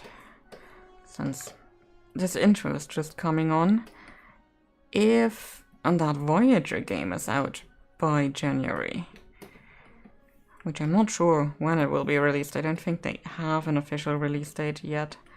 But if that would be released at that point, we might as well just play a whole lot of Voyager in January and make decisions. I don't know. I do not know if I would let Tuvix live or not.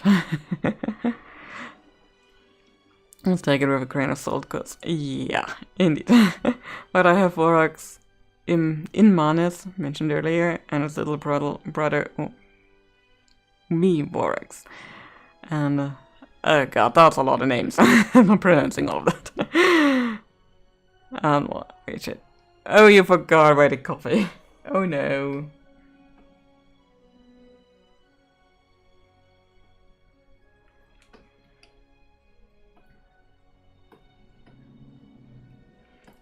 Frankly, let's put all of these to a folder.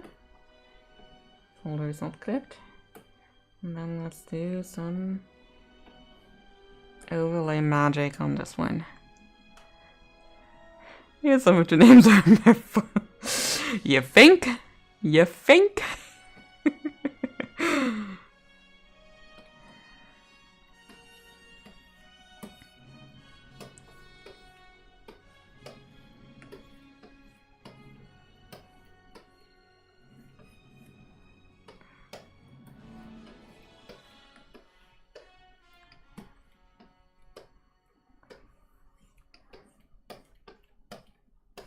But yeah, I gotta have to look if that Voyager game does have a release date. Cause that would be amazing for streaming purposes.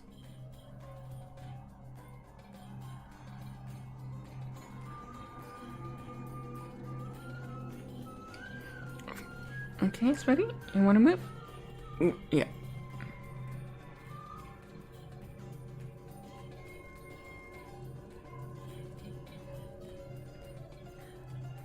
Okay, Elise needs to turn around. She needs to find the perfect angle to lie down and still receive scritches.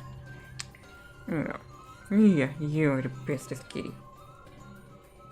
Mm-hmm. One and only kitty. Wait, just don't let Arno hear that, yeah?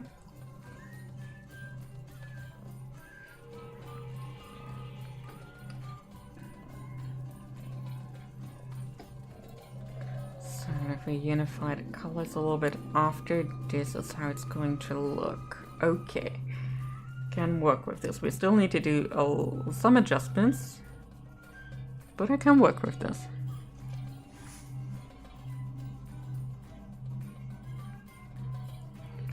So, what we're doing next is basically filling in eyes. Yes, ready? Okay. So, I might have to multiply this. Refer to other layers. I think that might also help a little. Already? Yes.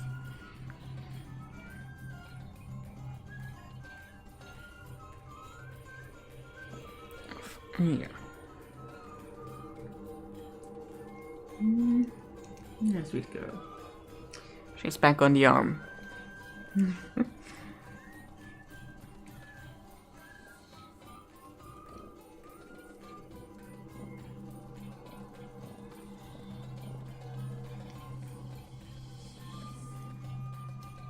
So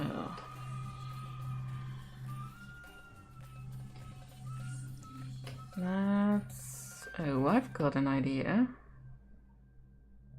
Color dodge.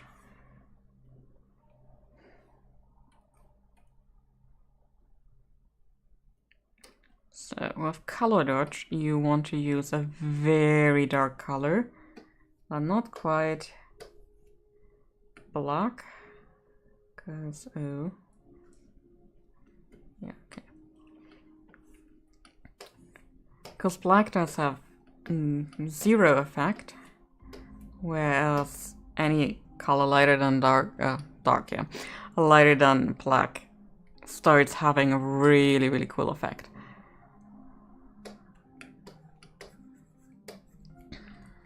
If I were to go with this very middling purple and go in here, you can see just how much that does. Hence why you want to go in with a dark color. And then just gently brush it on.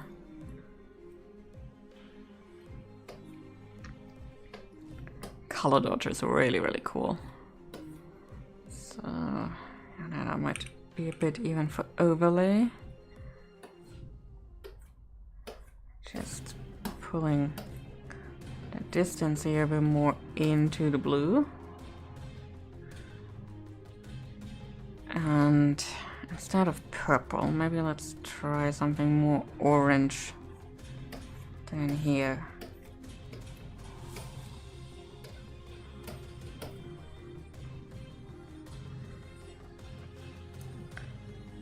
Okay, I'm liking this. And I just noticed I forgot all the smaller orcas I had sketched in. Whoops. Let's finish this. Sweetie girl. Would you be so kind and go on the other ottoman, sweetie girl? Because then I would very much like to... Oh, hunch over this a little bit better. Hey. Yeah, okay.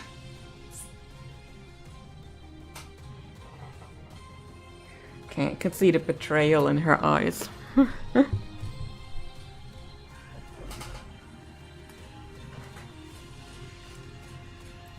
Yep, stuff just really, really changes once you start putting color down.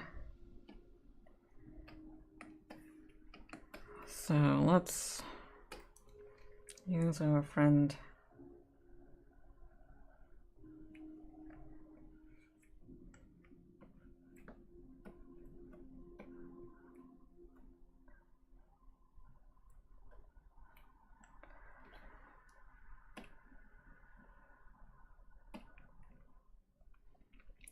Okay, this is going to be very, very rough. But I think I'll blur it a little bit, so that will probably help.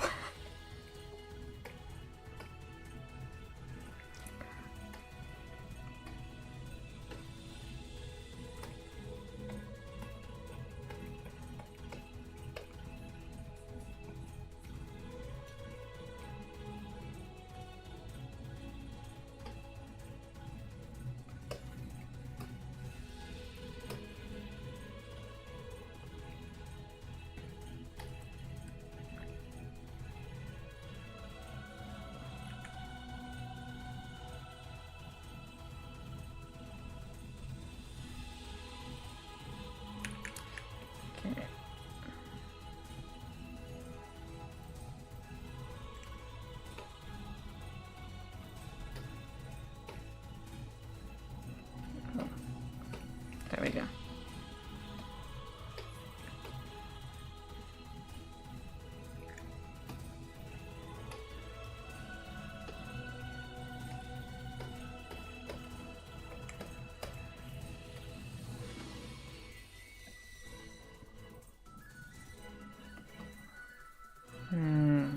We're just...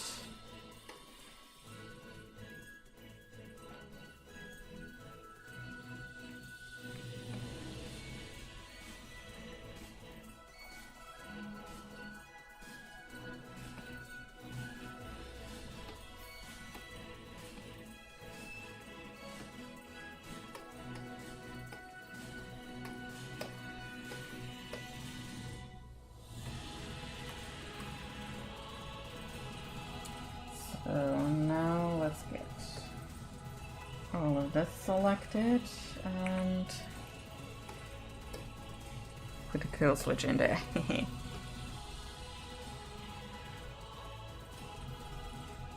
Just making sure that they are not alone, because Orcas rarely are.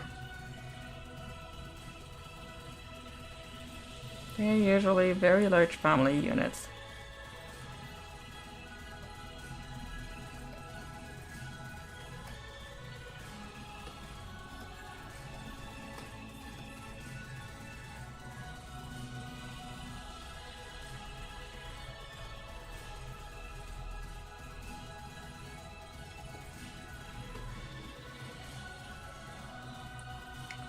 So let's put at least one more in.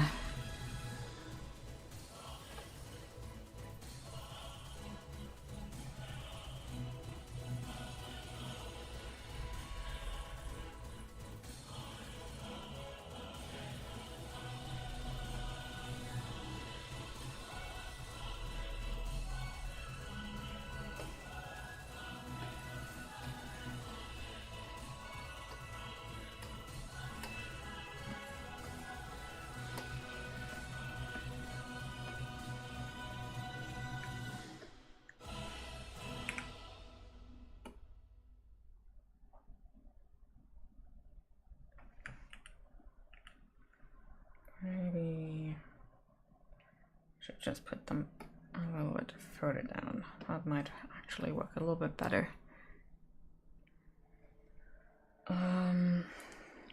Once we're here, let's also just put in very rough markings.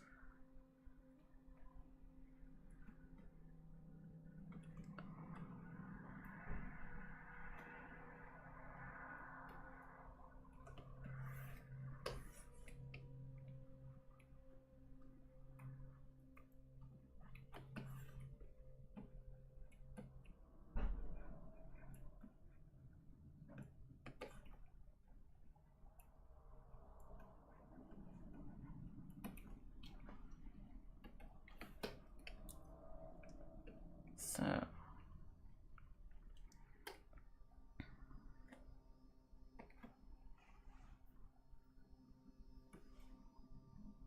oh, that's why it's not blurring on the whole.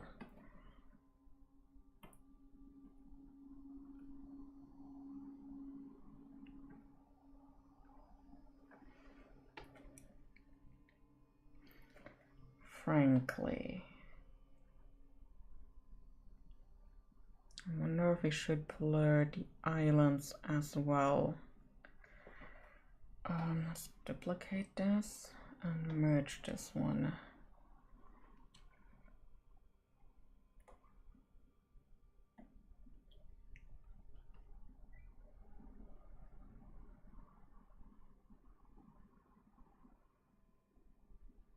Maybe not by that much.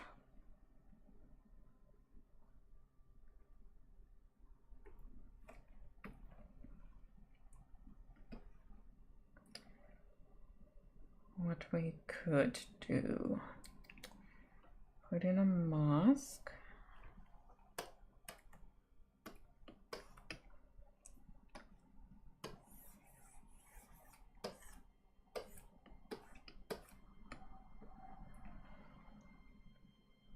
Then we, is there a way to duplicate this mask?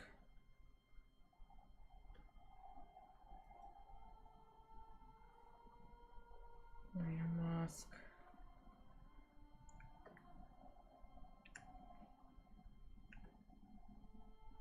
Haha.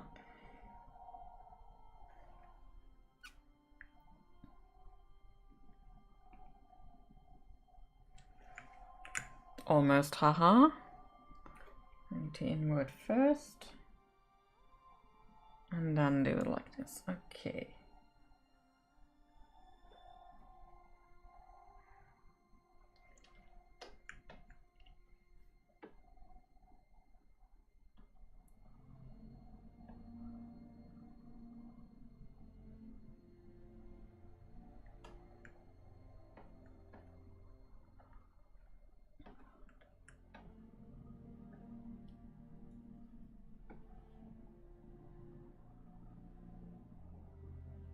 And now we have basically a little bit of a gradient from harsh edges to more of a blurred part, as though we had some camera focus, lens focus stuff, you know. So let's put this back on, and this, and I think, yeah, we're going to lose one of those overlay layers. But which one?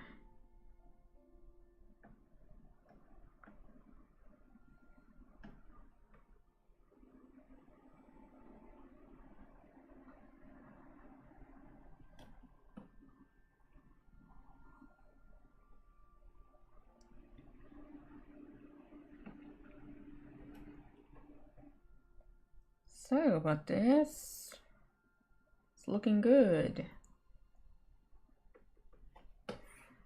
So let's sign it.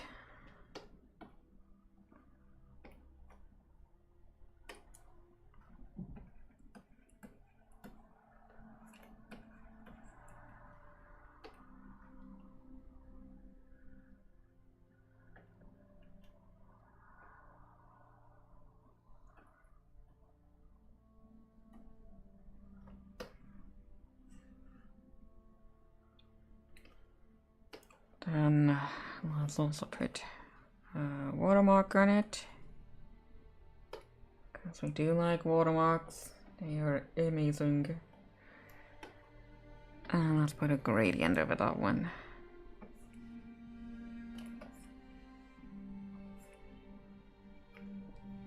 Yeah, this is fine.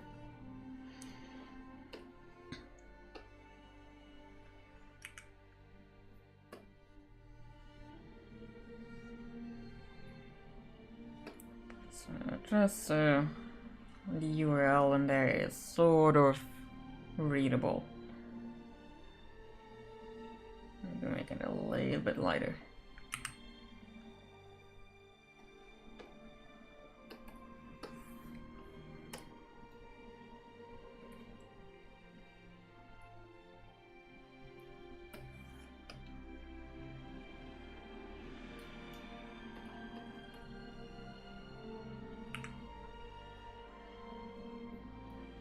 And we've done it in less than 2 hours too.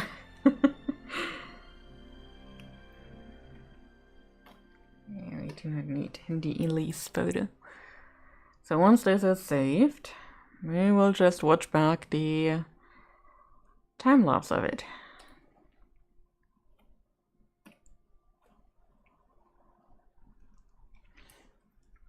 Okay, it did not record this whole going in step by step again. But that's fine.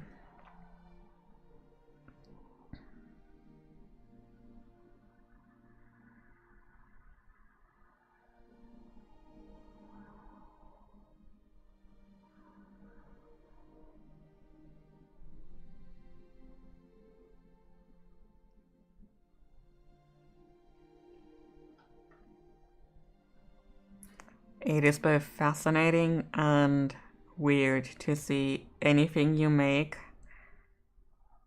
be summarized in 30 seconds.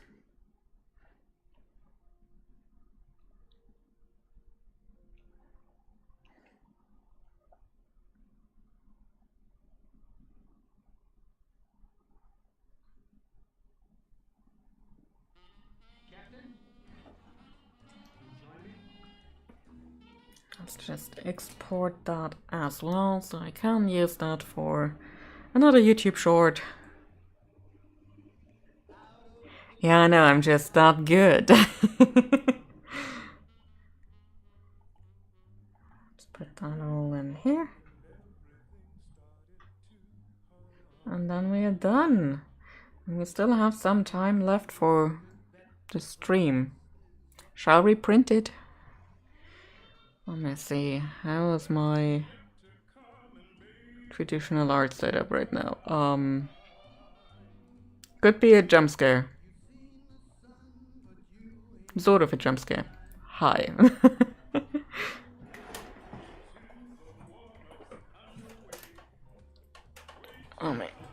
just put that all the way back there. So yeah, let's just print this.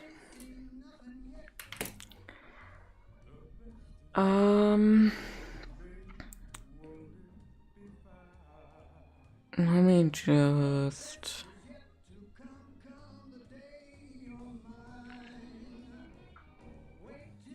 window capture. And I would like to capture CSP, thank you. There, okay, that is very big, but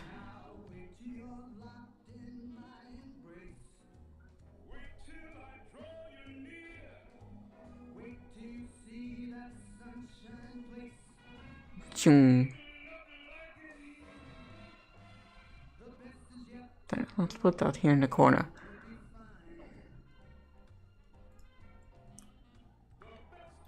Oh yeah, the tablet is on a monitor arm.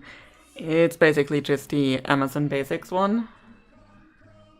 It was the cheapest at the time, so let's also put the light down a little bit so you can actually see what's happening here.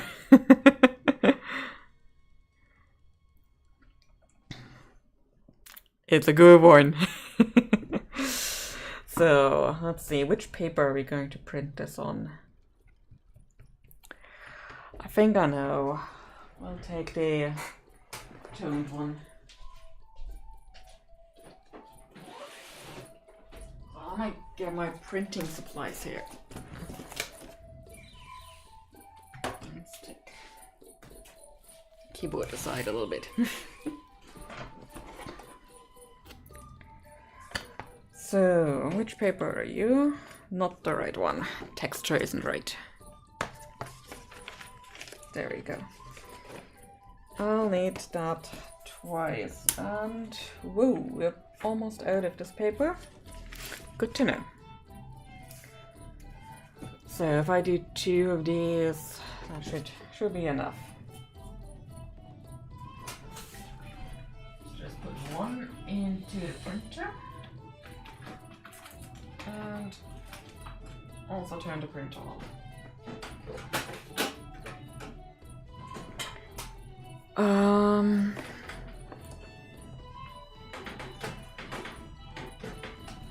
I need this one back.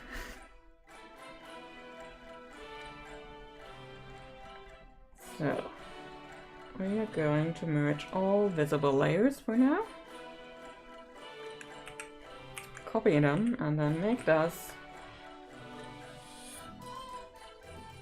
back into a new one. So, A4 is good. I paint very large. So adjust to canvas size and turn it.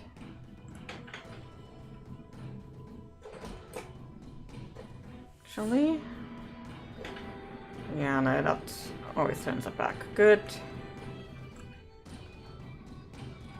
Or maybe would you do it now? Oh, okay. I learned something new.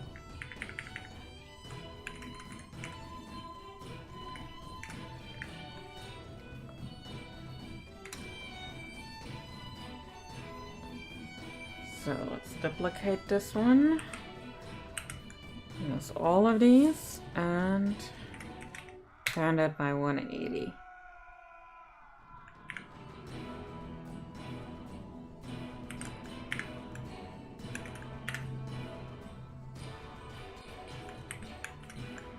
Yeah, no.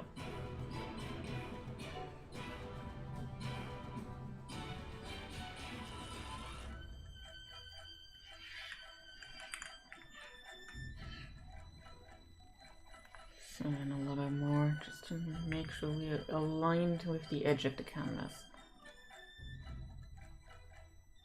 Yes, please.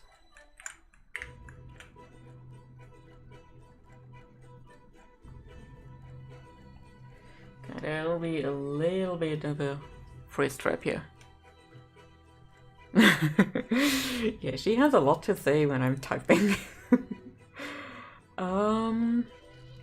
Let's go to printing.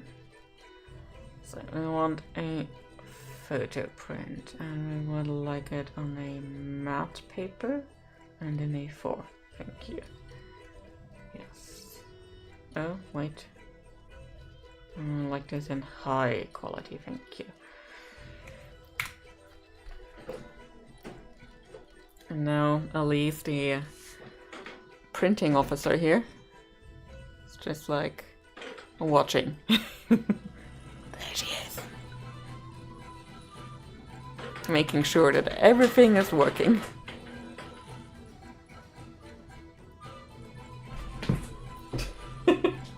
Oh no, came up from behind. Okay, camera, now you please need to stay in position again. Thank you. That would be nice.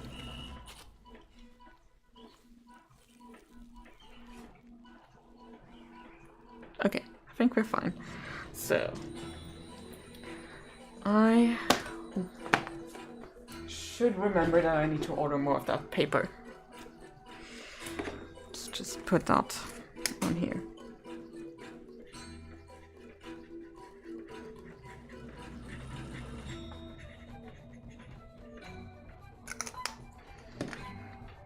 That was today's to-do list.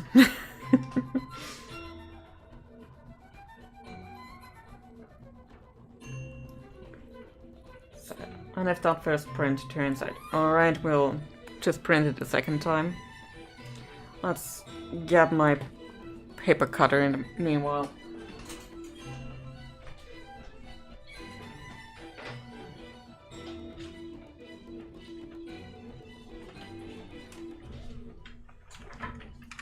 Ta-da! Kinda wish I had one of these really good guillotines, but they're expensive, they're bulky, I wouldn't know where to put them.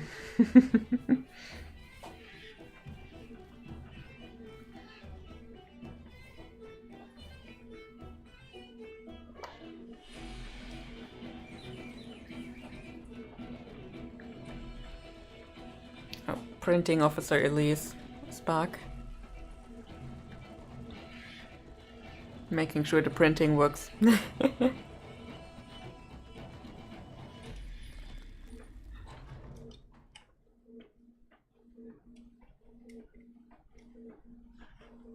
Come on. There we go. No, this is not blood. It's tea. That's the right way around for you. On the other hand, blood wine. Copla.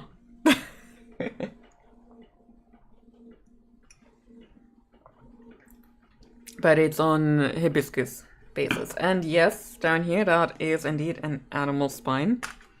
Let me turn this away.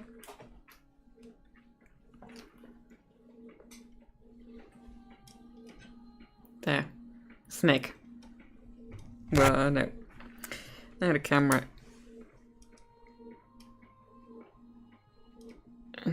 Come on. There we go.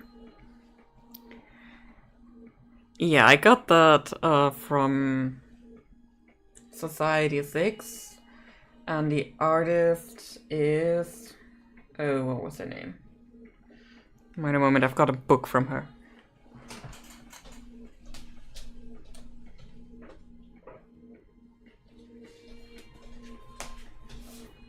That's her book. Jessica Rue. I would have sworn her name was Rebecca. I was very, very wrong about that. Well, yeah, she does a lot of nature illustrations.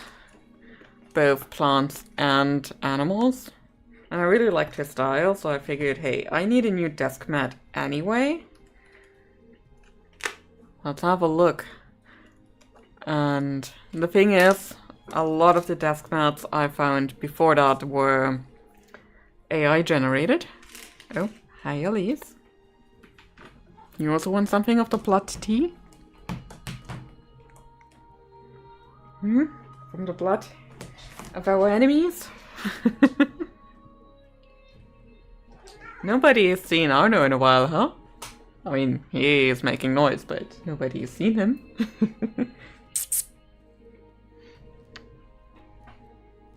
Yes, sweetie? Is the print going well? Yeah? Okay. At least Saya's printing is going well.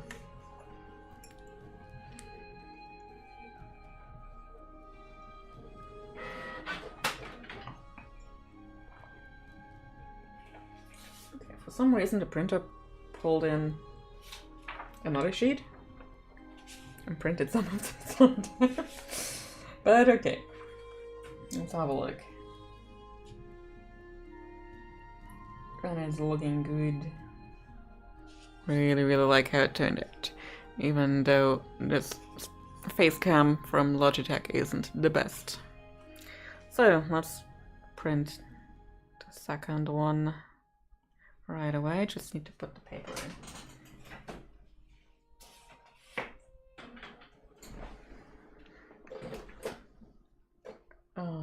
There you go. Oh, we can cut this one. Let's see.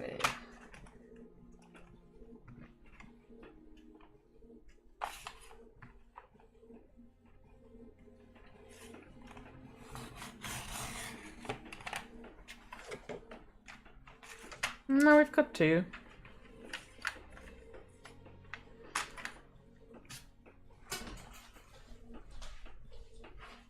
Since we're at it, we might as well stamp these bad boys right away. Yes. Because I got a stamp, which is both mirrored and wrong way around. And that goes onto the back of all the prints that don't have anything printed on them on the back. Ta-da!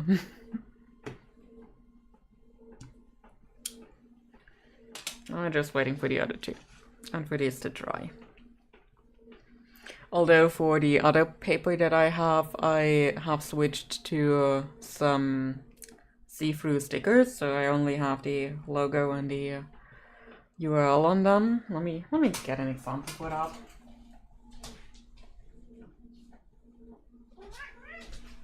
Like this.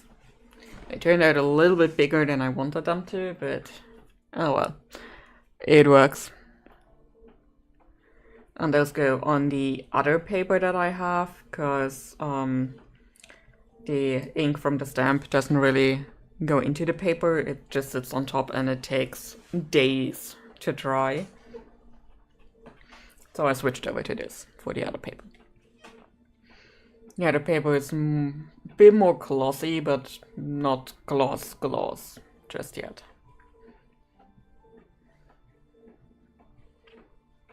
And hey, I can make these at home by myself. I have so much sticker paper for translucent stuff, so I figured let's use it.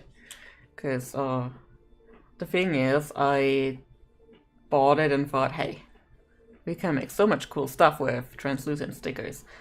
What I didn't think about at the time is that when you get a sticker made, they usually have a white base and then print on that white base for your form. So the edges are then see-through. But my home printer can't do that, so yeah. The darker the colors, the better. But if they're lighter, then you really see everything underneath. Which can be fun, but wasn't exactly what I was going for. So now I have a lot of sticker paper, and I can't just use this. Thomas just followed. Did you follow me on Twitch?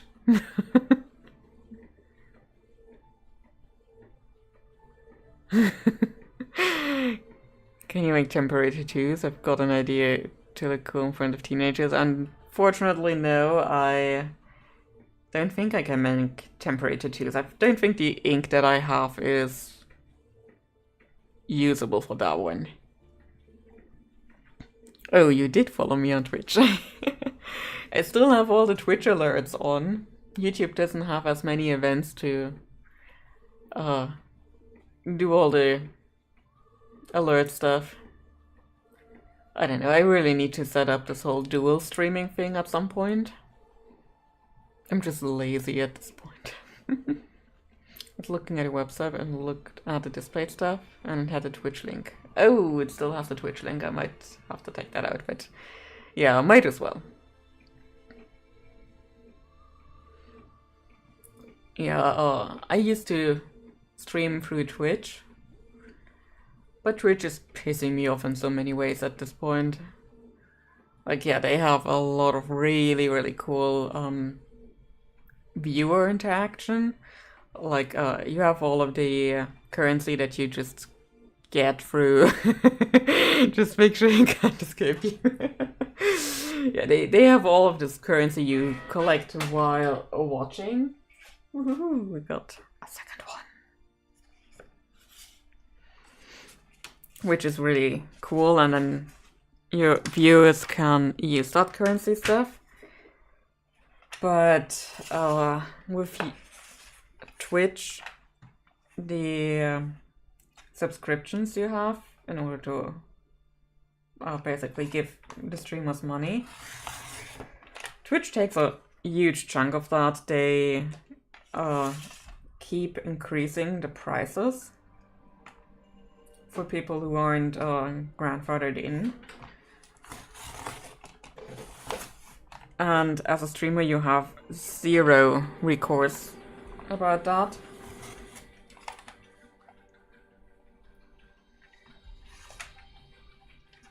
For YouTube, if I ever get to a point where I could enable memberships or super chats or something, a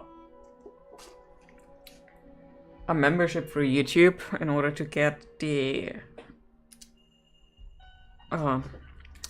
emojis and stuff.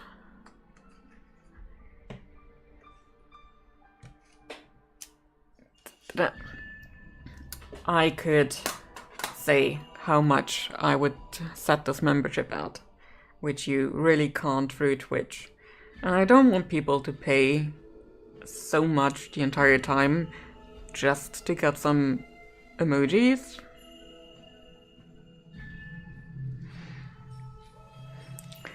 So, A2 post after Orcas win. Yeah, I don't think I'll ever go that big. The biggest print type that I have is at... well, it's not technically A4. I have that very long print. Yeah, let me get this one, because why not? Let's make this a show and tell. Because technically, this is the biggest print that I have. And those are the others. No, let's go this way. I know what I'm doing. I'm a professional. That is the biggest print.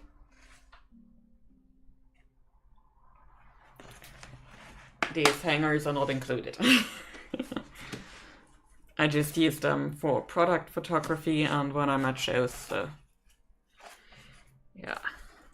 And it's printed on canvas, so you can roll it up just fine. Not really easy.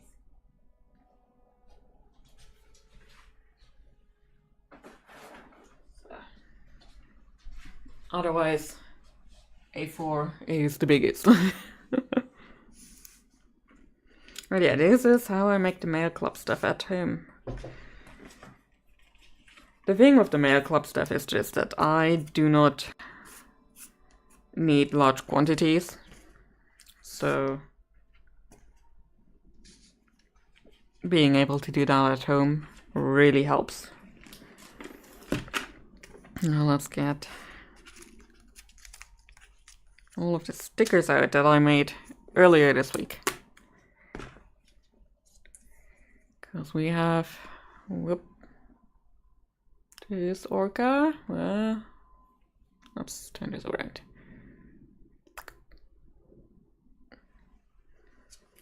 And not in this one. And so everybody in the mail club gets a pair of stickers and a print.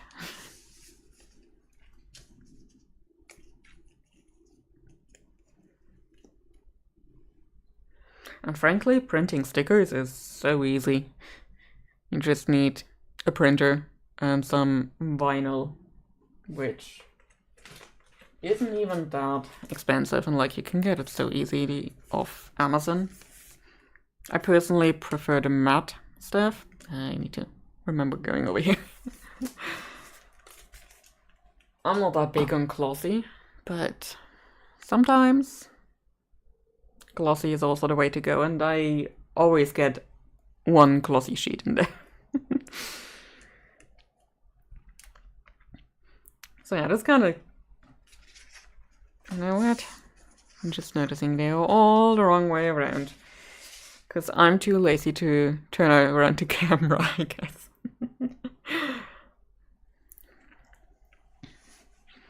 But yeah, that's the mail club stuff. You know, through... I think I've got a command for this one. Let's see. Yay, I've got a command for this one.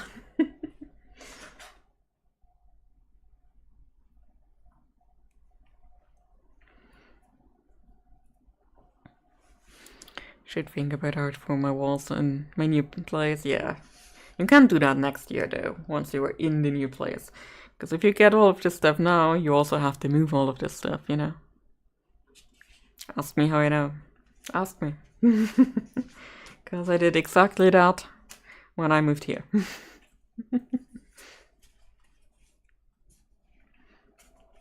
And the stickers will be listed in the shop eventually. Probably won't do that this year.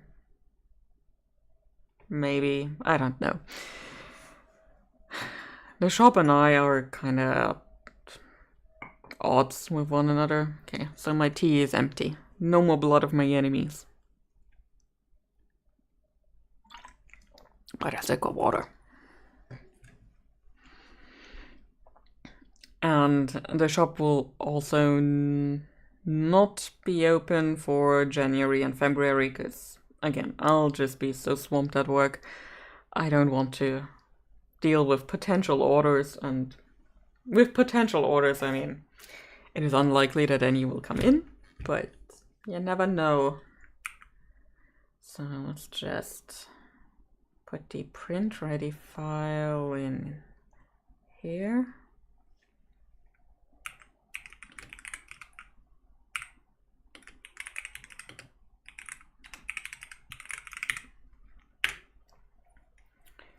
Just so I don't have to set it up again should I need more prints eventually. I would be tempted to make some of it prints I commission of my weird beasts and characters. Because I'm a narcissist apparently. You know, I also have art by myself on my walls. Which I'll make a photo of later because they're all behind me and I do not feel like having my face on camera today. But I do indeed have my art on my walls. At least some of it. All of it is behind me in case anybody would be interested in the art that is behind me should I ever have a face cam pointing at my face again. Which is not today. Not today at all. You can talk about that maybe in March or something.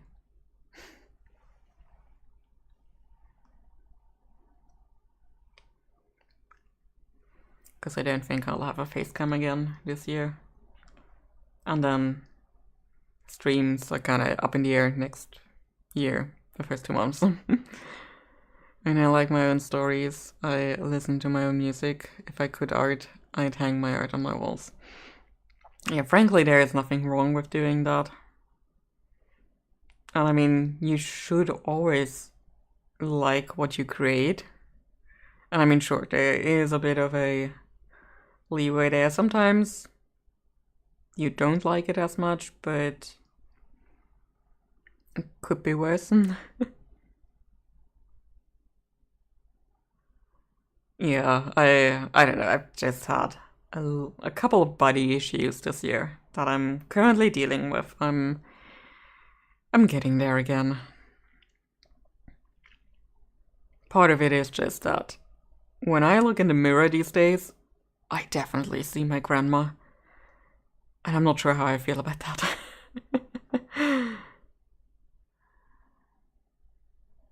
Yeah, exactly. If you're an artist and you create something and you don't like it, why are you creating it? And yeah, sometimes things don't turn out the way you want them to, but generally speaking, you should be able to like the stuff that you make. And if you really have no joy from it, then maybe try something else in your life. I mean, I've been at the point where arting was not easy, and I was doubting if I actually liked it, but it is what it is sometimes. And I got back, and I'm still doing it, so apparently I like it enough. When I look in the mirror, I see my dad to an uncanny degree. Of course, it doesn't help matters that I grew a beard like he did, but still. Yeah, no, my thing is that, let's just say my grandma is not exactly at a healthy weight. Very much not at a healthy weight. When I see my face in the mirror like this, I'm like, oh shit. Oh shit. Oh shit. So yeah, I'm working on it. Like, I'm not overweight by a lot. Maybe barely overweight, but yeah. I'm very far from a point of no return, you know. So yeah, I'm I'm working on it. It's getting better. In part because I am actually losing weight at the moment, so that's fine.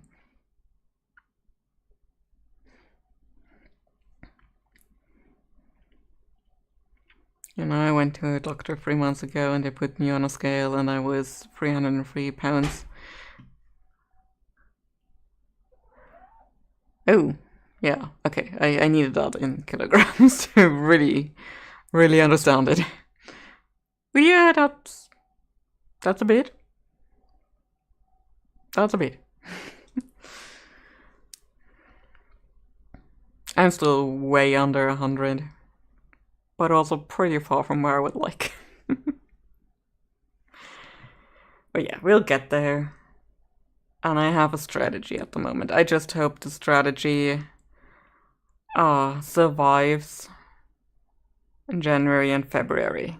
Cause not gonna lie, stressful months very much promote stress eating for me. Let me see which neighborhood I'm in.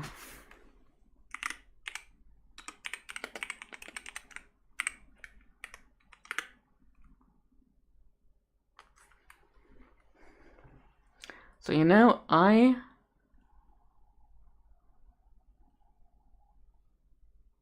switched to another search engine. And other than Google, this one doesn't just tell me the answer, it actually lets me go to sites and then the sites tell me the answer. But yeah.